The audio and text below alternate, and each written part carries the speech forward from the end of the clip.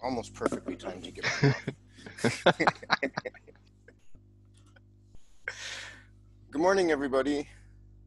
We can get going now. So I have the honor of co-hosting with Despina this morning, and who many of you know, maybe some of you don't know, who's the outreach coordinator from the ALICE experiment and representative of ALICE on IPOG, and an awesome person. We're going to first hear from my used to be office mate, back when office, if you guys can remember back to when we had offices and we would sit together. Katerina has been doing communication for Atlas for several years now, quite some time, and has really established an excellent program, is producing a tremendous amount of great content, which I have to try to help her put on the web because, well, because Drupal. Anyway, Katerina, why don't you go ahead and start the morning out with your presentation? Okay. So first off, I'll apologize if you hear any canine sounds in the background. I think that my dog is on strike because you'll notice there will be a few felines in these slides today. Oh dear.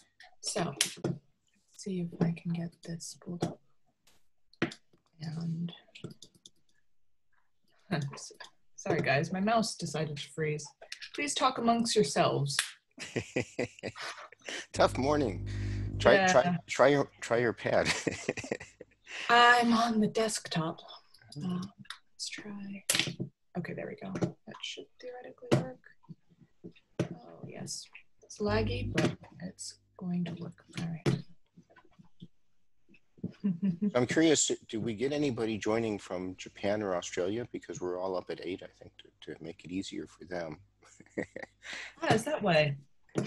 Well, I think we're trying to share the whole day to get the whole world to come to iChat.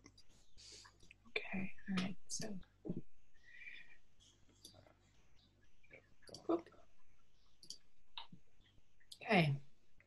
Oh, how do I hit that? Go away, there we go. You guys see everything? Yeah, it looks very good. Okay, fantastic. So, yeah, good morning, everyone, and thank you for waking up. If you're here in Europe. So I'm going to be talking about the Atlas Communications Program, and in particular focusing on some of our approaches and techniques for reaching new audiences. So this is by no means comprehensive, and of course I'm representing the work of our overall team, and as Steve has already mentioned in his introduction, that includes quite a few people within collaboration. So you will probably already be familiar with this particular line, the European Particle Physics Strategy Update, but I just wanted to reiterate it here, and in particular focus on one word there, which is communication. So I think a lot in our education and outreach sessions, we focus on the engagement and education part of that sentence, but in this case, we want to turn more towards the communications aspect. So how do we go about doing this? This is clearly a key thing for our scientific activity, but how do we succeed in doing it?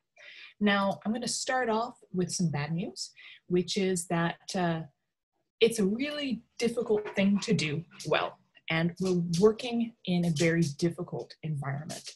So you're all probably been around for long enough to remember that the conspiracy theories around CERN and the LHC have been with us now for a very long time. They've been with us since the start of the machine. And the growth of the internet has only made that worse. So the COVID pandemic is, I think, the perfect example, quote unquote, perfect example of how conspiracy theories can really have a direct impact on our lives.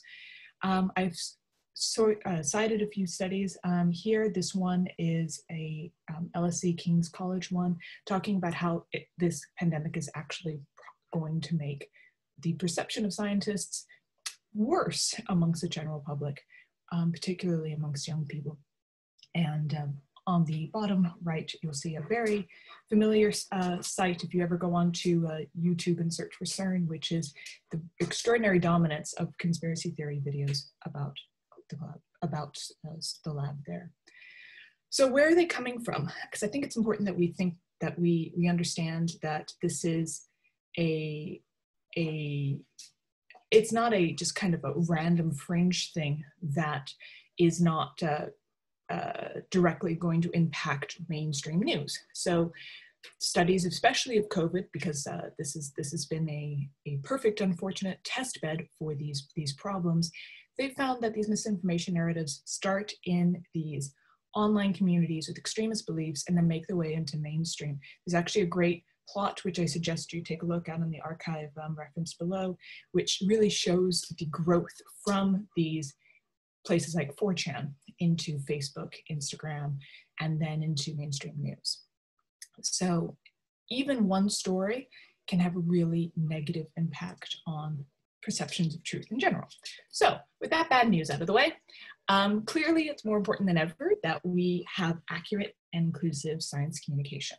So even though conspiracy theories live online, we can as well. And this is a perfect venue. And again, apologize for any canine sounds. This is a perfect venue for us to be able to share our platforms. So clearly the audiences are online, but where exactly are they online? So unfortunately, for those of you who maybe are still holding out and getting a Facebook or a Twitter account, I feel you. However, they're not just online, they're on social media. As of the start of this year, 48.3% of the global population is on social media, about 3.6 billion people. Now, a large percentage of that clearly is Facebook. I think the latest numbers for Facebook around 2 billion. So clearly we have a job to adapt science to social media. I've presented before some of the strategies at various conferences, some of the strategies that we've taken within Atlas to tailor our content to the specific style of the social platform. But in this talk, I'm going to focus on some of the brand new ways that we're doing that now. So clearly, given the wide variety of platforms online, we have lots and lots of possibilities. And the specific examples I'm going to cover for Atlas social content are Twitter threads, long-form YouTube content, and a new use case of Instagram Lives, which are Instagram shared lives. So let's start with Twitter threads. So if you're not a Twitter user, then here's a short summary of what a Twitter thread is. So this is a user-created style of posting on the platform. It's developed out of the user base where people would decide that actually, 150 characters, 140 characters isn't enough. I have a lot to say. Let me number my posts and people can read them in order. And then Twitter decided, okay, well, you guys like that so much, we can actually link the threads, the tweets that you say are connected to each other. And nowadays you can find threads on all sorts of really interesting topics. In a very 2020 fashion, for example, this year I read a great thread which was all about police brutality and the tools that are used by the police and helping people to identify the ones that they can find, these sorts of things. But there are also wonderful scientific threads which will introduce you to a topic, maybe point out the really neat things, really cool things. And sometimes there will just be fun ones. It's a great example if you follow Claire Lee, Dr. Claire Lee. She posted a great Twitter thread comparing Lady Gaga dresses to different high energy physics experiments and physics experiments in general. So With Atlas, we've been trying to use this tool more often and to highlight longer narratives. So this particular thread that you see here is one we did as a subtweet to the Higgs Boson Discovery Day, and focused on 8 years of Atlas Higgs searches. So it was a really difficult thread to put together, but because we included lots of plots, news pieces, animations, but it did perform really well. Another example that you'll see on this slide is the kind of a general thread that gives recent highlights from a particular conference series. Now, even where, as you can see in these two Twitter examples, the likes and reshares may differ, both of these posts had over 150,000 impressions. So your standard post, I give the range, really depends, but for just a kind of an average post where you give a little bit of context and then maybe refer to an article, that can range between 5,000 and 60,000 impressions. So clearly these Twitter threads are a great tool to use. And if you're on Twitter and maybe not using this functionality, I highly recommend it. As mentioned, it's labor intensive, especially for the more complete ones like the Higgs boson thread. It does take a really long time to put those together, especially if you want to be accurate and get all the right multimedia that's interactive and that sort of stuff, but they're really worth the effort. And they keep people informed about particle physics without actually having to leave Twitter, which a lot of people don't want to do. So another new form of content that we are trying out at Atlas is long form YouTube videos. Now, short multimedia videos and videos are certainly the mainstay of social media platforms and by no means should be abandoned in favor of only long form content. But this is a really great way of taking advantage of some of the YouTube algorithm features. So since basically early 2019, YouTube has been promoting longer videos more often. So part of this has to do with YouTube wanting to keep users on their platform longer, and also their desire to clearly get the ad revenue generated from that. But also it's partly that long form content is more likely to generate more views, because if you have maybe the same pool of people, but they stay on your video for 5 minutes instead of 2 minutes, just because the video is longer, then you're going to have a higher audience retention score, which leads to higher rankings within YouTube. It's a bit of a self-fulfilling prophecy that. So we've gone to I'm going to give you two recent examples of this. So this is a fantastic video produced mainly by Sasha Milas. Obviously we gave him lots of input, but he was the guide and camera operator for this video. And this was a 360-degree tours, clearly filmed before the start of lockdown.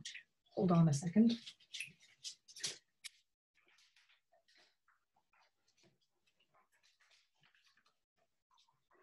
Sorry, issue of shutdown. You have a lot of canine and small children.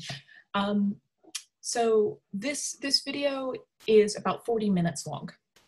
And it's one of the first videos we've put on YouTube. I think actually the first video we've put on YouTube of this length.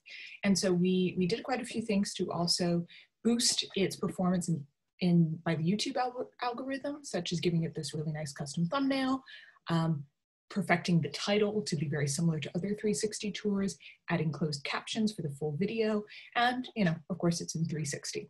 So we're really happy with the performance so far. We've had about 12,000 views, and most interestingly, in my opinion, is that the YouTube suggestions for this video came up around the 77% mark. So that means basically where the audience is coming from is not from our Atlas followers, not from CERN followers, not from CERN sharing this on their Twitter platform or on their Facebook platform, which they did do, but rather from YouTube recommending this video to other people on YouTube. And in fact, I didn't include this in the slide, but one of the other interesting points about this video was that the a lot of the recommended videos that this video came up on were actually some of those conspiracy theory videos that I mentioned before. Not a high number of them, but in the 2-3% mark. And personally, I think that's one of the reasons why we have a few more down votes than we do for some of our other videos, just because we actually managed to break into that niche market of YouTube, which is conspiracy theories, which is actually really what we want to do, because we don't want those people who are actually showing a bit of interest in science to only be seeing the stories that aren't true. Anyhow, on that note, let's move on. So here's another recent example. We had a great YouTube talk from Dr. Laura Ginty, and this was our first live use of the platform for a live talk. And again, because I think we're running short on time, I will just highlight the fact that this also was a custom thumbnail. We used the event scheduling tool on YouTube, and the talk was about an hour long. And so what we were really happy with was the audience of the chat, in the chat rather. So we had about 100 live viewers during the talk, which for a public event talk at any event, at any conference is a good number. But more so was all of the questions that we were getting in the active chat. We had more questions for Laura than we could get to, which is always a good problem to have. The YouTube algorithm on this one is lower than the one I just showed you. So we clearly have some work to do to refine the metadata to make sure that we maximize our audience there. But still, we're quite happy with how this went, and plan to do further talks of this nature on the platform. So three-minute warning. Okay, I will, my last few slides speech pretty quick. So this is the third kind of example of kind of customizing to the algorithm, and that is with shared Instagram lives. Now, we've been hosting Instagram lives for a few years now, but obviously with lockdown, we can't have multiple people behind the camera. And so this platform actually allows, the Instagram platform allows people to have two different streams merged into a single one. So we had two of these in conversation lives during the LHCP conference, Clara hosting with Sarah Williams and Zi Zheng. And what's really nice about the Instagram Live feature is that it's relatively informal, but it also allows you to engage really directly. So people in the chat can post comments, and you can directly select them and engage with their questions and with their comments. So about 1,500 viewers after live, relatively standard for our Instagram lives, but it's nice to see that that number has held even as we've had to switch to this new style. So I'm going to whip through these, but just to say that we've obviously had to really adapt a lot of our social media strategies for COVID. So we changed to our narrative from just talking about kind of news related things to also sharing resources, multimedia, and kind of providing solidarity. So first I'll talk about the social media campaign that we launched right at the beginning of lockdown, which is called Physicists at Home. So this was inviting Atlas members to share their experience and offer some solidarity. We produced 6 video compilations of this with 22 different Atlas members sharing their home. As you can see from these screen caps, these are the vertical versions of the video. We also had square versions, and all of them had closed captioning. So again, really important to customize your content depending on the platform. So it's a lot of work, but if you can do vertical videos as well as square videos, it certainly does pay off. And then we also provided a lot of quarantine content. Now, I hesitate to use the word opportunity, but it was a bit of an opportunity in order to promote a lot of this educational material that we had been producing for several years, and reframe them as, well, if you're home, this is a thing you can do. So a lot of these projects, you know, they didn't pop out just for quarantine, but they were perfect for that. So for example, we promoted the CERN, the Atlas coloring book, which now we have in 13 languages, 2 more added during the campaign due to users being so excited about them, and also developed new things like the Atlas Zoom backgrounds, which I will add a link to in the slides. If you want a new Zoom background for iChep, I can highly recommend these. So this is my summary slide. Just to say, kind of in general, that we've adopted this strategy of constant adaptation, which was really, really necessary and important for the challenges of 2020.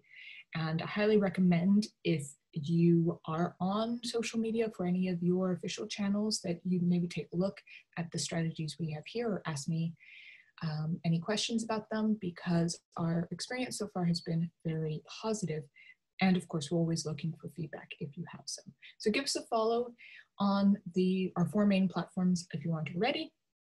And finally, I'll note that this talk is only focused on social content, which is great and wonderful. However, most of it is based off of the news, physics briefings, and other updates that we have on the atlas.cern website. So by no means the only types of content that we produce at Atlas, but is certainly a great way of reaching new audiences. So thank you. Thank you, Katrina. I like the idea of Zoom backgrounds with Atlas. Let me know if I can find one somewhere. I think it's very, very nice. I will open up the floor for questions before I ask any. So raise your hand if you can. I'm looking. Seems I have to scroll. Oh, there's a hand. Boris. Yes, hello, good morning. Good morning. So I have a question, because this looks like fantastic with all the followers and all the views, 32,000K. Now, what's the secret? Because I'm asking because, so we're in Slovakia. So there is a language factor which gives certainly much less, but we put masterclasses online. We have a Cascade competition online. So we are present, we have a portal on the Facebook and so on, but we're not nearly so far away. I mean, if we get to tens of people, then that's how where we get. So if we advertise masterclasses, we come to something like 80. Now, I'm sure there are people out there who might be interested if the message comes to them. So, I mean, how do we expand? Or so what's the secret of getting more people?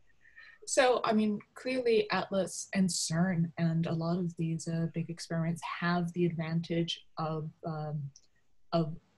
kind of an underlying potential for a big user base, but you know, our numbers are a lot higher than some comparative labs, and I think that we have kind of just worked at finding an audience and developing that particular audience over multiple years now. So what I'd say to you is to try to find a niche that you can fill within your communities. So to start off with, especially for a page that's really growing, what's really important is that you get your page featured on platforms with a lot more viewers. So for example, if you have a masterclass, I don't know your specific situation, but say you have a Facebook page for your masterclass program. If you only update it during the masterclasses, you're not going to have great audience retention there.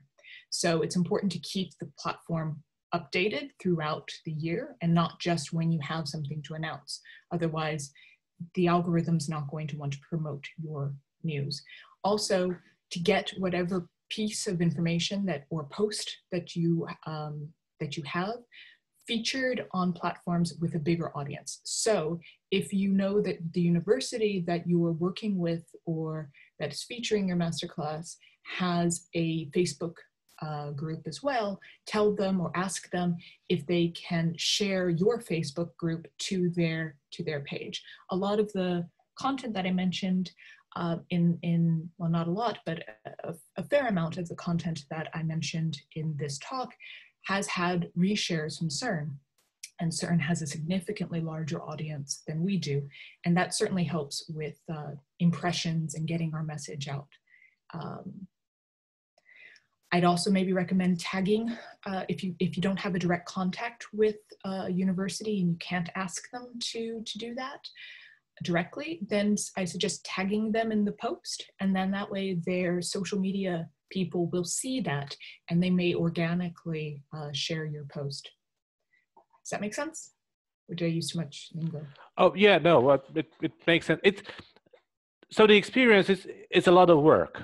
Yeah, it's a lot of And work. so we're busy with some teaching, we sometimes do some research, all the administration. And I noticed that this takes a lot of time. So basically you need to either devote somebody to that or, well, I don't know. So yeah, I know that some other experiments and teams that have really, really small, ours is a very small group as well, but I don't have to do analysis on the side. So I found that what some other experiments are doing is finding some of the younger members and then just giving them one platform. So if you know someone who has an Instagram account of their own already, to say like, hey, I know you're doing Instagram for yourself. Could you take over our Instagram account? And just give them free reign at it. And if they only have to focus on one platform, it's a lot easier too. So you don't need to be as comprehensive as we are, clearly, just maybe only do Facebook or only do Instagram and do that really well.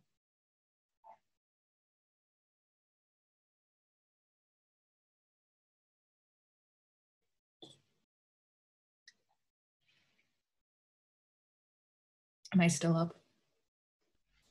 Steve, you're muted. I was just, you saw my thumbs. I was just underlying what Katerina just said, in that younger people have smaller and faster thumbs now and do a much better job. So look for someone young to take over. Exactly. I just want to take one more question before we move on, because I saw that Pedro had his hand up. Katerina, thank you very much for your talk. Sure. It's an ignorant question coming from somebody that's really not used to social media, and that's actually rely on the PhD students' professional use of social media to do our social media from our institute. What's impression? You had these accounts, 150K impressions on the Twitter, and you talk about also impressions on the YouTube. And so, sorry to ask, so what does it mean, impressions, that number? So they mean different things on, it's a very good question. So they mean different things on different platforms. Impressions on YouTube don't mean views. They mean people that have, they don't mean the specific, out of the 12,000, for example, people that are counted as viewing this video. Those 12,000 only make up a part of the impressions. So if this video appears in a feed and someone clicks on it and only stays on it for 2 seconds, that is counted as an impression. They aren't counted as a view, but they're counted as an impression. It has made it into their YouTube radar. And even if they don't directly engage in it, they are aware of it. So that's what it means there. Whereas for Twitter, it means people that see it in their feed. So they can be scrolling through Twitter and they come across this post. So what's interesting about the way Twitter works is that if you have a post that has a lot of high engagement on it, then so basically people clicking through the thread and looking at the content, even if they don't like or reshare it, that will boost that post for other users. So a lot of people post during the day, and not every tweet is created equal. So if Twitter sees that one particular tweet is doing better than another one, they are more likely to keep it as a top tweet or a here's what you missed tweet for your followers. It also can mean that this post is, because it's been shared, it's also done really well amongst the audiences that have shared it. So impressions really indicate how many people have seen the post and potentially interacted with it. So I have different numbers for specifically how many people clicked, made active choices on each of these posts. You can look at how many times they clicked on links, how many times they clicked on images to see more. But impressions are kind of the top level number for metric that we look at here. Thank you. Steve, you're muted.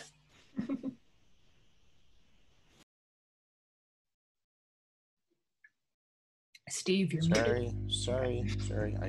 I heard you. Okay, I have to cut this short. Thank you very much, Katerina. I'm already feeling as a convener and getting us way behind to start with. So we're going to hear a little bit more on social media and storytelling from Valentina. So Valentina, if you can. Yes, I try to share my screen. Can you hear me? Yes, we can. Okay. So,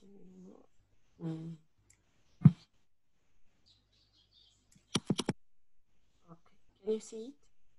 Very good. Okay. Good morning, everybody. I'm Valentina Scotti from University of Naples and INFN of Naples. And as you were saying, I'm one of those young people who was volunteered to manage social media in their institution. So just a disclaimer, I'm a physicist and not a social media expert. Let's start from some data, since we are all physicists.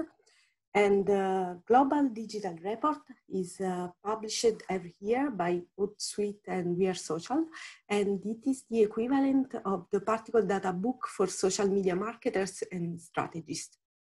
According to the report 2020, social media active users reach 51% of the world population, with an annual growth of the 10%.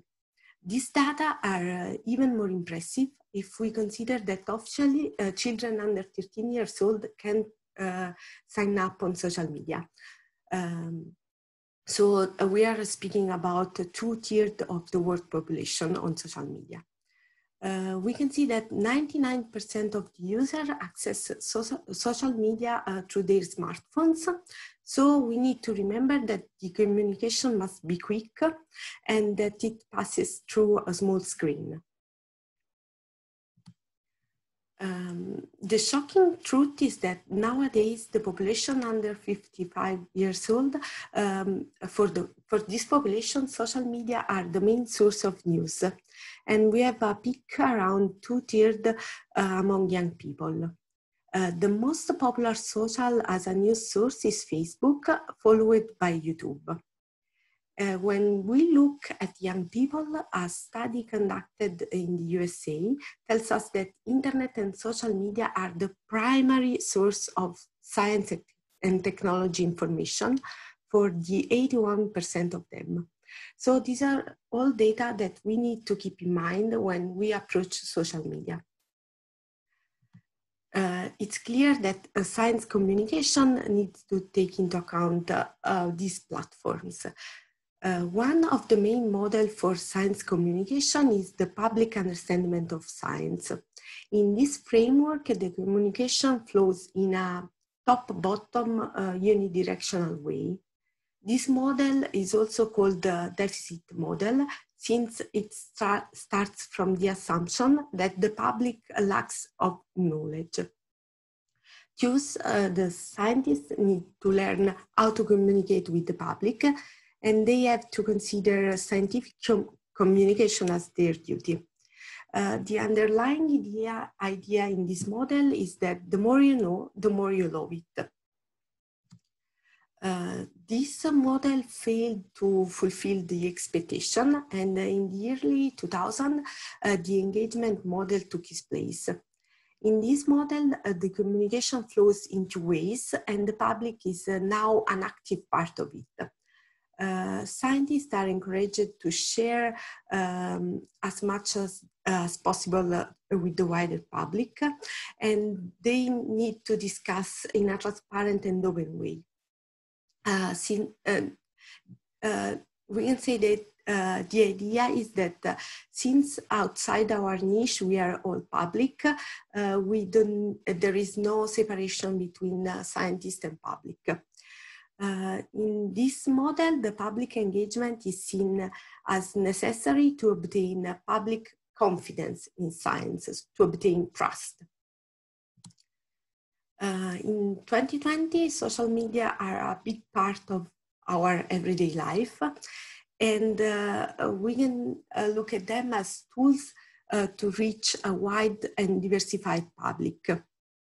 So research institutes and experiments need to be present and active on new communication channel with the adequate strategies. We need to use this tool not only to reach a wider public, but also to deliver a correct message and to counteract mistrust. In addition, this tool allows us to have real-time interaction and direct connections with our public, something that is not always possible when we are closed in our labs. Of course, the communication style needs to be appropriate, and the American Association for Advancement of Science recommends that scientists invert the usual path they follow to deliver their messages. When we communicate to a scientific audience, we start from the backgrounds and then we build our discourse with supporting details, and then we finally go to the conclusions. But the recommendation is that when speaking to a wider public, we start from the main result. And then we describe the importance of the studies, explaining to the public the impact of the research on society. And finally, we go to supporting details. When communicating, the message should be kept short, meaningful, and memorable. And this is particularly true when we are reaching our public through social media. In my opinion, when communicating on social media, it's important to keep in mind 3 tips to increase engagement. These are all well-known rules in communication, but I think these are fundamental on social media. The first one is to use emotions, to use the so-called wow factor. The anecdote says that Feynman used a bowling ball to show how the pendulum works, to catch the attention of his students on his first lesson. Once he had caught the attention of his students, he went to the explanation. So this is a way to use emotions to make people learn and remember. The second thing to keep in mind is that the attention span is short, and if we have to use the communication, the pyramid of communication flow that we saw in the latter slide, and go straight to the point. Finally, the KISS rule, which means keep it short and simple. This is a general rule in communication, but it's very, very important when communicating on social media, because the information is quickly scrolled over on a small screen.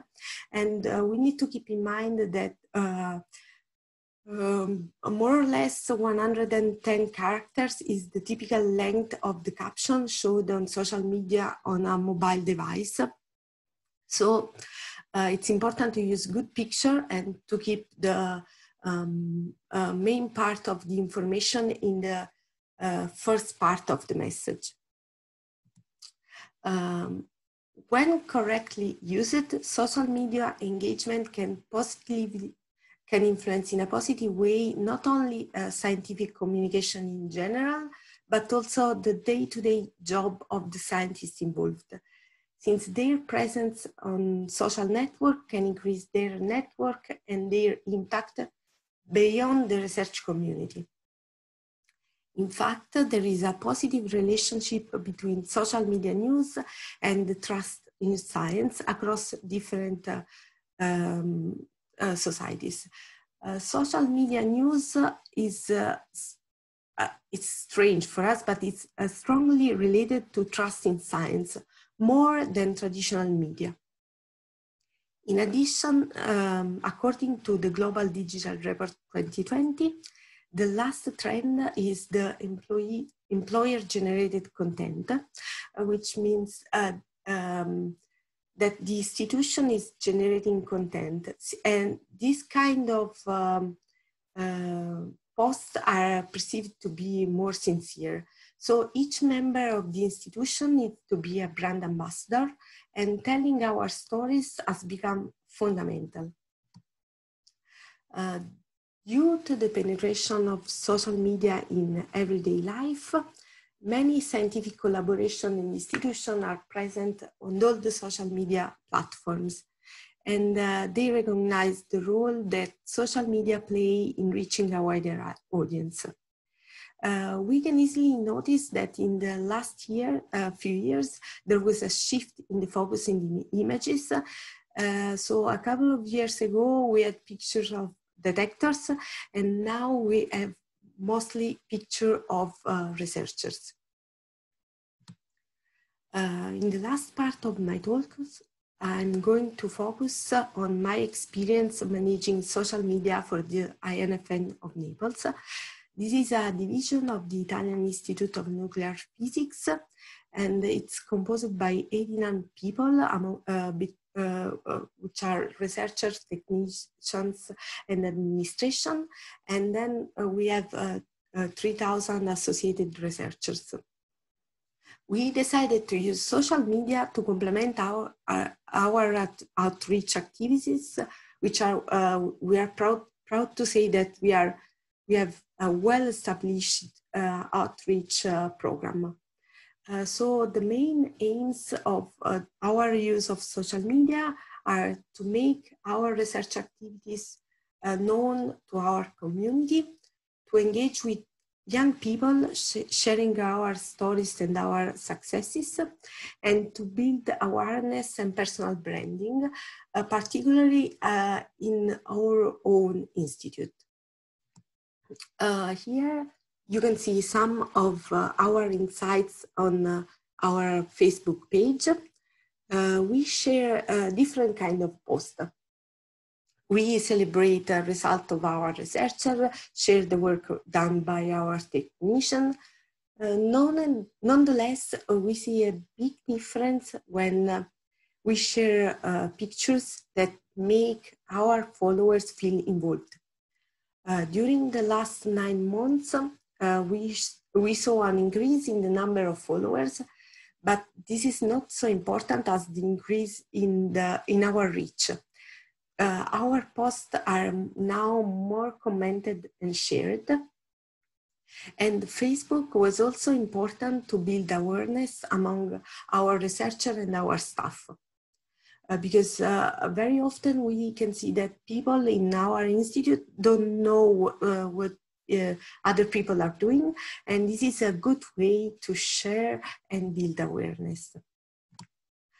We developed different strategies for different platforms in order to reach different audiences. While on Facebook we share pictures and emotional content, we use Twitter mainly to interact with other institutions, like the main INFN or the Italian Ministry for Research, and so on. Instagram is particularly interesting for the use of stories, which is a kind of post which only lasts for 24 hours. This kind of posts allow to have more interaction with followers, and this proved to be a very effective and engaging tool for young people. In fact, as you can see, the mean age of our followers on Instagram is way lower compared to the one we have on Facebook. So on Instagram, we can say that our audience is mostly constituted by university students, while on Facebook we have more older people in the age group between 40 and 50 years old. Finally, YouTube was a little bit of a surprise for us because we used it as a repository for old video, since we don't have the possibility to invest resources on it. And some video of old seminars reached an unexpected number of views. The other surprise for us is that the age group, and is that on YouTube we were expecting to have a young audience, but the age group is older than you would expect. And one explanation can be that we have a long video, and so maybe older people have more time to watch this long content. Finally, we can see that the increased reach of our social was proved by the growth on articles on local and national newspaper, which shared our news. The overall result is that we have a positive perception of our institution and its impact beyond our research community. To summarize, nowadays social media are a necessary evil in science communication. I showed you how we use different social media to reach different audiences. And to conclude, I can say that we share happy news to build a community and also to reach more people outside our research institute. Thank you for your attention. Thank you very much, Valentina. We have time for maybe one question, or if anybody has one, Valentina.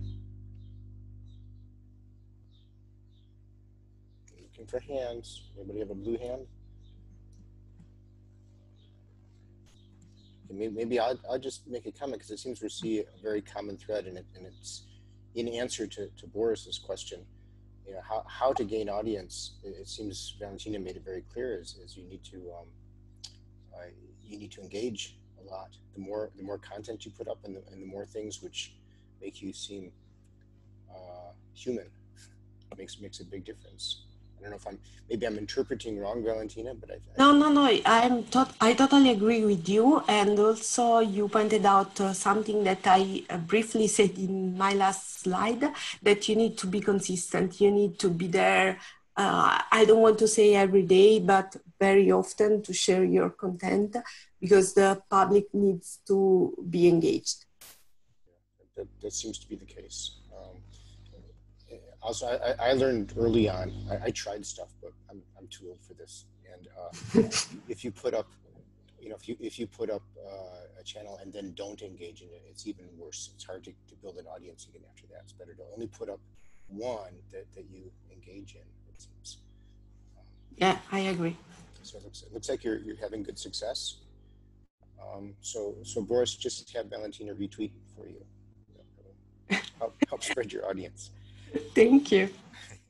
Do we have any other questions before we move on to I think we have my favorite guitarist coming up. Is that right? There he is. I should turn my screen the other way around then. Oops. Sorry, Oh, there yeah, is a question on. Should I sit like this then?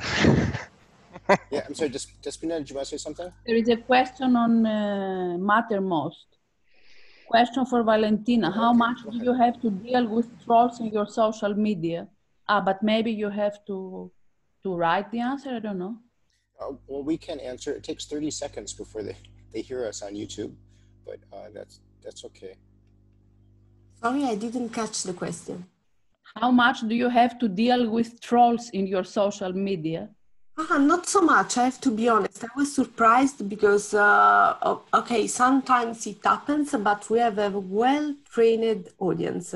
So, I mean, it only happens when we share something which is controversial, like, you know, when you go to religion or something like that. So we try to avoid the controversial topic.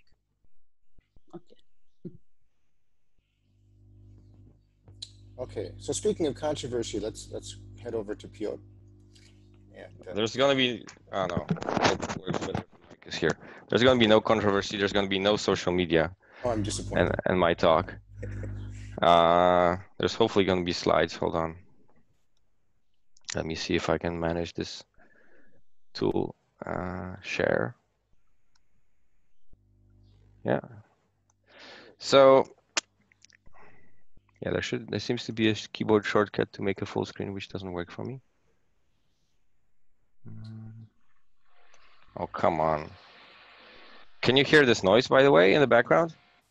Because 5 minutes ago, my neighbors just started renovating or something. And I don't hear. Is it coming through the microphone or not? We hear a little bit, but I think it'll be okay. Okay, because otherwise I would just go somewhere else. Okay, I can't see. There's full screen mode. It's Control. I was pressing Alt L. Oh, never mind. Okay, engaging the youth. Okay, I'll try to win us back sometime because this is going to be pretty quick.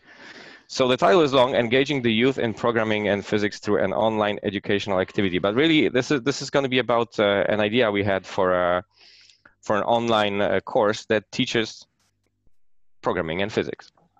So the idea is to have something that is primarily aimed at high school students around the world, where they are, with kind of like an e-learning platform where they could we could introduce concepts in programming and concepts in physics, high energy physics specifically, at the same time.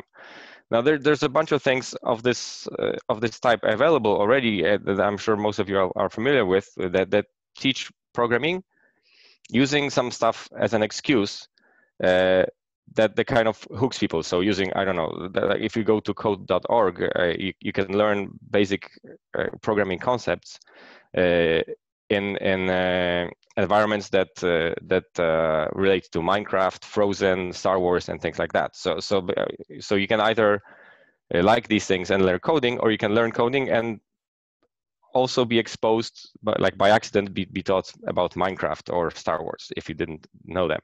So here we want to teach people coding, and also while doing that, expose them to some high energy physics. So we have 3 phases for this project, and we've currently essentially finished phase 1. Phase 1 was just a proof of concept to develop one element in a chain of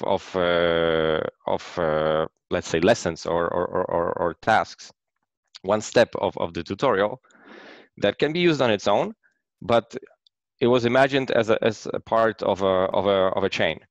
And then phase 2 would be developing the full chain, and phase 3 would be translating it to different languages to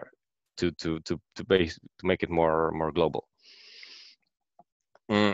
So today I'm going to talk about this phase 1 that we've basically completed and put out. So here we have imagined a storyline that deals with constructing and maybe operating a high energy physics experiment. And here we've chosen a slice of the story, which is at some point you have built your experiment, you have beams colliding in your experiment, and you have to aim them at each other, right? You have to not only focus, but you have to actually steer the beams such that they actually hit. And this is something that we usually tell people during visits, how non-trivial that is if you take into account the size of an experiment and the size of the beam. It's actually a pretty tricky thing. But here we have simplified it as much as possible. So we simplified it to a one-dimensional problem. So basically we only try to steer the beams in one direction, and we only steer one beam. We assume the other one is already perfect, and we have to just aim one beam into the other beam by means of controlling current in a magnet, which is basically an up and down control. So you have to pick, you have control over the current, and you have to find the place where the beam hits the other beam. What's actually done in practice is you set this magnet current in a range that's from zero, in an arbitrary range from 0 to 100, and somewhere in this range lies the optimal value, which the application picks at random such that you don't know it. So what you do is you choose a value, some starting point, then you run the accelerator, and you get a certain number of collisions, depending on how well these beams are aimed at each other. So you look at this number, and we know that this number is in a certain range. It's from 0 to 1,000. You look at this number, and then, okay, you pick a different number for this magnet current in this 0 to 100 range. You check your number of collisions again. Well, and then after 2 or 3 iterations, you can start making informed guesses, and at some point you're gonna find the optimal by just hunting around and seeing where you're kind of getting closer to the maximum. So while this may be fun for a few minutes, and so here I illustrate what this looks like. So on the left you have an image of the detector which actually animates. You see particles flying by and you see collisions happening. And on the right you got your magnet current that you have just set, 22, which actually is very close to the correct one, which I don't know what it was at that time, but I had 955 collisions, which means that I'm probably like 1 or 2 away. So the optimal is probably 20 or 24 or something like that.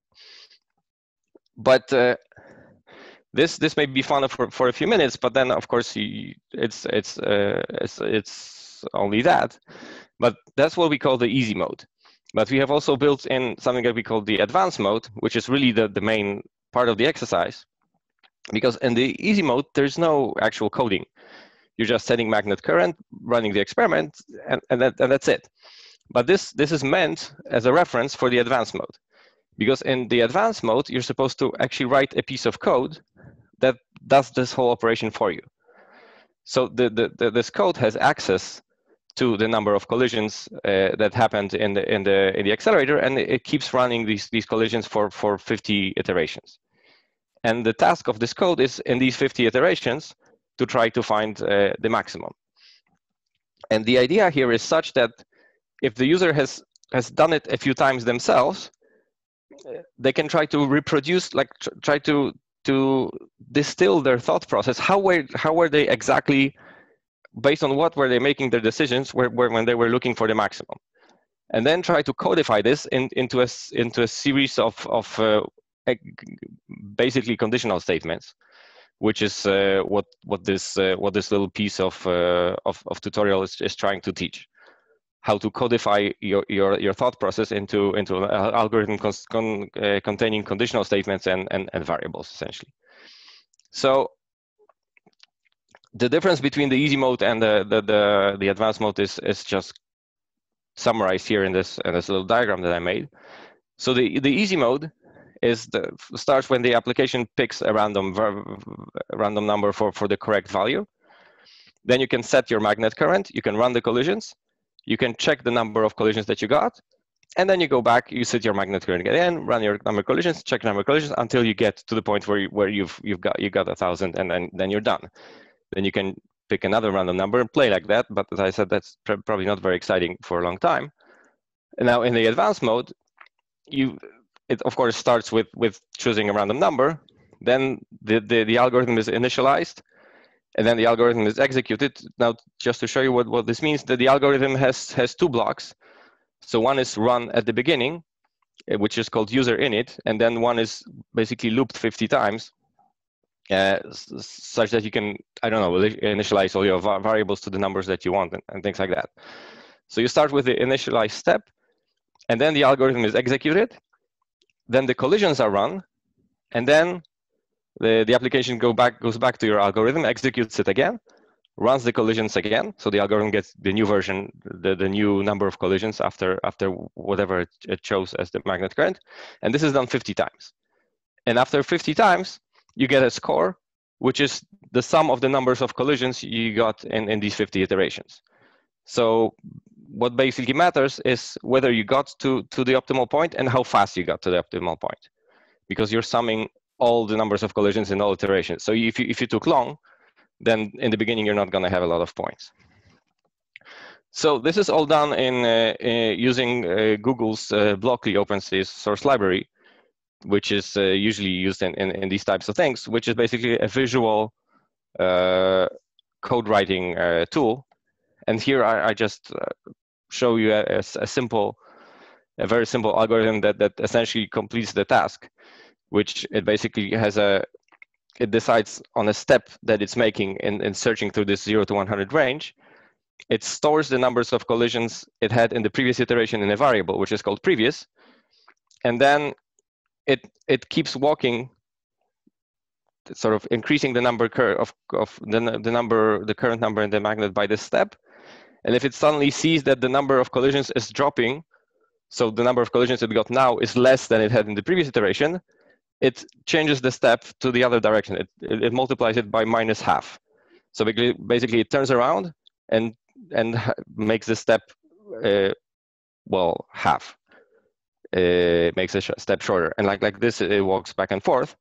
And you can see what happens in the next image, which is basically the result of running this algorithm. So you can see that it goes in one direction. So this is basically these two plots that the user gets is as they're labeled. So the current in the number versus then the iteration number, and the number of collisions versus the iteration number.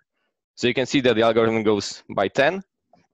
Then at some point it turns back, and then turns back again and back again, and the slopes of these searches are smaller and smaller because the step gets smaller and smaller. And in the bottom plot, you can see how it kind of finds the optimal number, at which point it gets 1,000 collisions.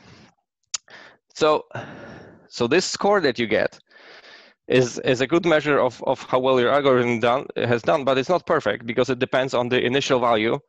The optimal value that you're searching for is going to be different for every execution. So the result is going to be different for every execution. So this doesn't allow you to sort of measure your algorithm against what somebody else has done or against your previous attempts. So we've added something that we call a final score mode, which basically doesn't run this algorithm once, but it runs it 100 times for every possible input value, for every possible optimal value of the parameter that you're searching for. So this is kind of like a brute force master score of all possible outcomes. And this score is then normalized to, so all the scores from all the trials are summed up and then just divided such that the final number is in a range from 0 to 1,000. And here you can see the final score for the algorithm that I was using as an illustration, which is 923. And like this, using this number, for example, if you do this in a class, then different students or different groups of students can check against each other how well their algorithms are performing.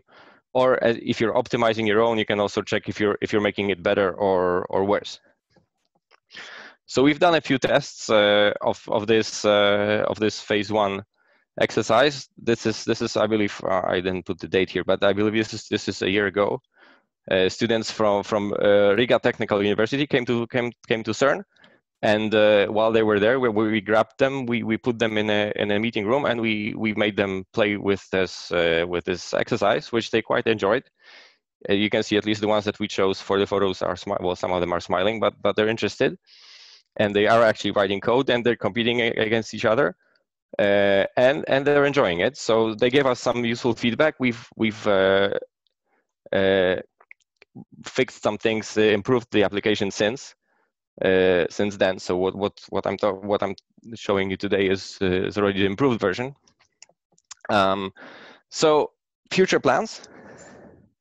So depending on how this goes, we plan to develop this into a full story, adding more steps. So similar exercises like these, some video explanations, a certificate that you would get in the end. So making it basically a full self-contained exercise.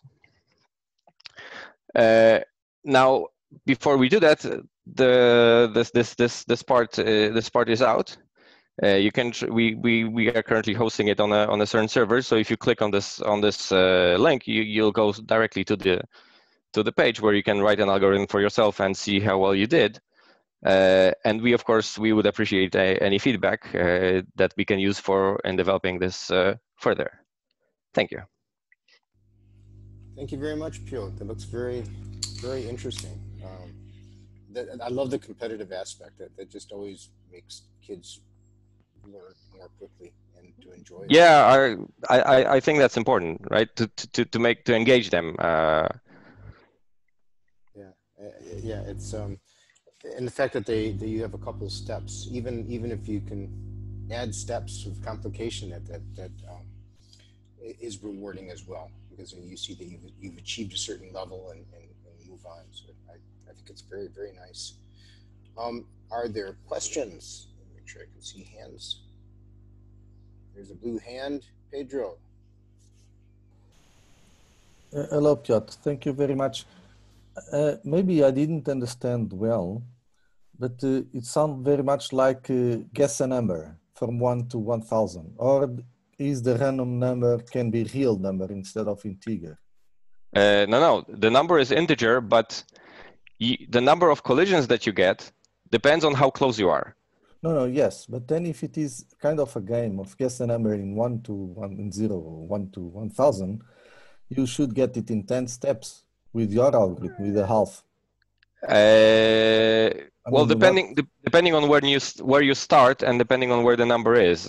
Well, the algorithm with one half gets it in about 10 steps, but you can make quicker algorithms and you can make slower algorithms. Okay.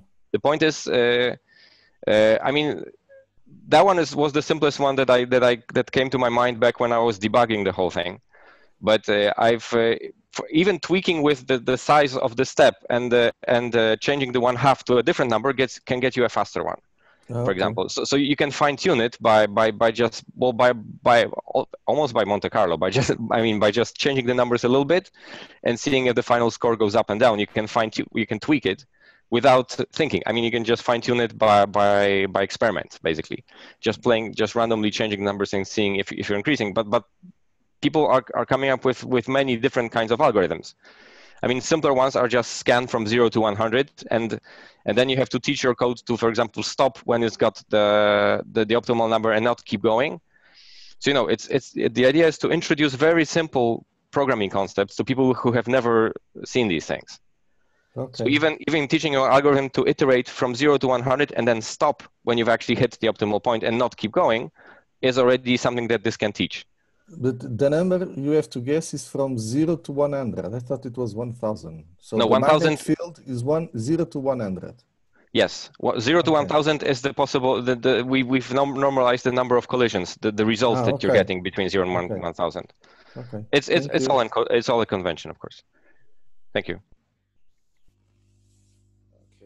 Okay. Actually, I have one other question. I see Yuri Kolegi. Yes, I have a question. Did you consider the effect of this computer game? It means I do understand well the inspiration and say the motivation role of this computer game, but do you tested their ability to solve numerically the equation fx equals 0 in different situations? Because otherwise it will be just the game. I mean, the game is trying to teach people what's a variable and what's a conditional statement. It's not trying to teach numerical computing or mathematics. So we're trying to teach a very specific. We're trying to introduce people who have never been exposed to computer coding the concept that an algorithm moves step by step. You can give it a condition that makes it choose something, and you can store information in variables. And that already is something that you, at some point in your life, you need somebody to tell you that, right? If you're going to be doing this, and this is attempting to just put these 2 points across, not how to solve a numerical problem, because that's sort of a different. That's not what we were aiming for here. A much simpler thing. Okay, thanks. Thanks. It's a good point, though, because perhaps these are You've said this is a first step, right? No, I mean, this is a step that we've tried as a proof of concept, but I imagined it kind of in the middle of the whole tutorial. So this is not the beginning, and this is not the end. I wanted it to start at even simpler things, and I wanted it to end at things that are more closer to sort of Monte Carlo calculations or filling plots with things, maybe, you know, like making invariant math plots and things like that, sort of deeper in the physics side. But for that, you need to go step by step. So this, I would imagine, smack in the middle of the narrative and of the also difficulty level. Very good, very good. I think that we should move on. We're a little bit behind, but thank you very much, Pio. Thank you. And I believe that brings us to Sasha, if I remember right. We're going to learn more about playing. Yeah. The morning of games. Let me just share my slides, which you should see now. Very good. Hopefully. Beautiful. All right. So I thought about sort of talking for the next couple of minutes about some playful activities that we have and plan to use in the future in Atlas.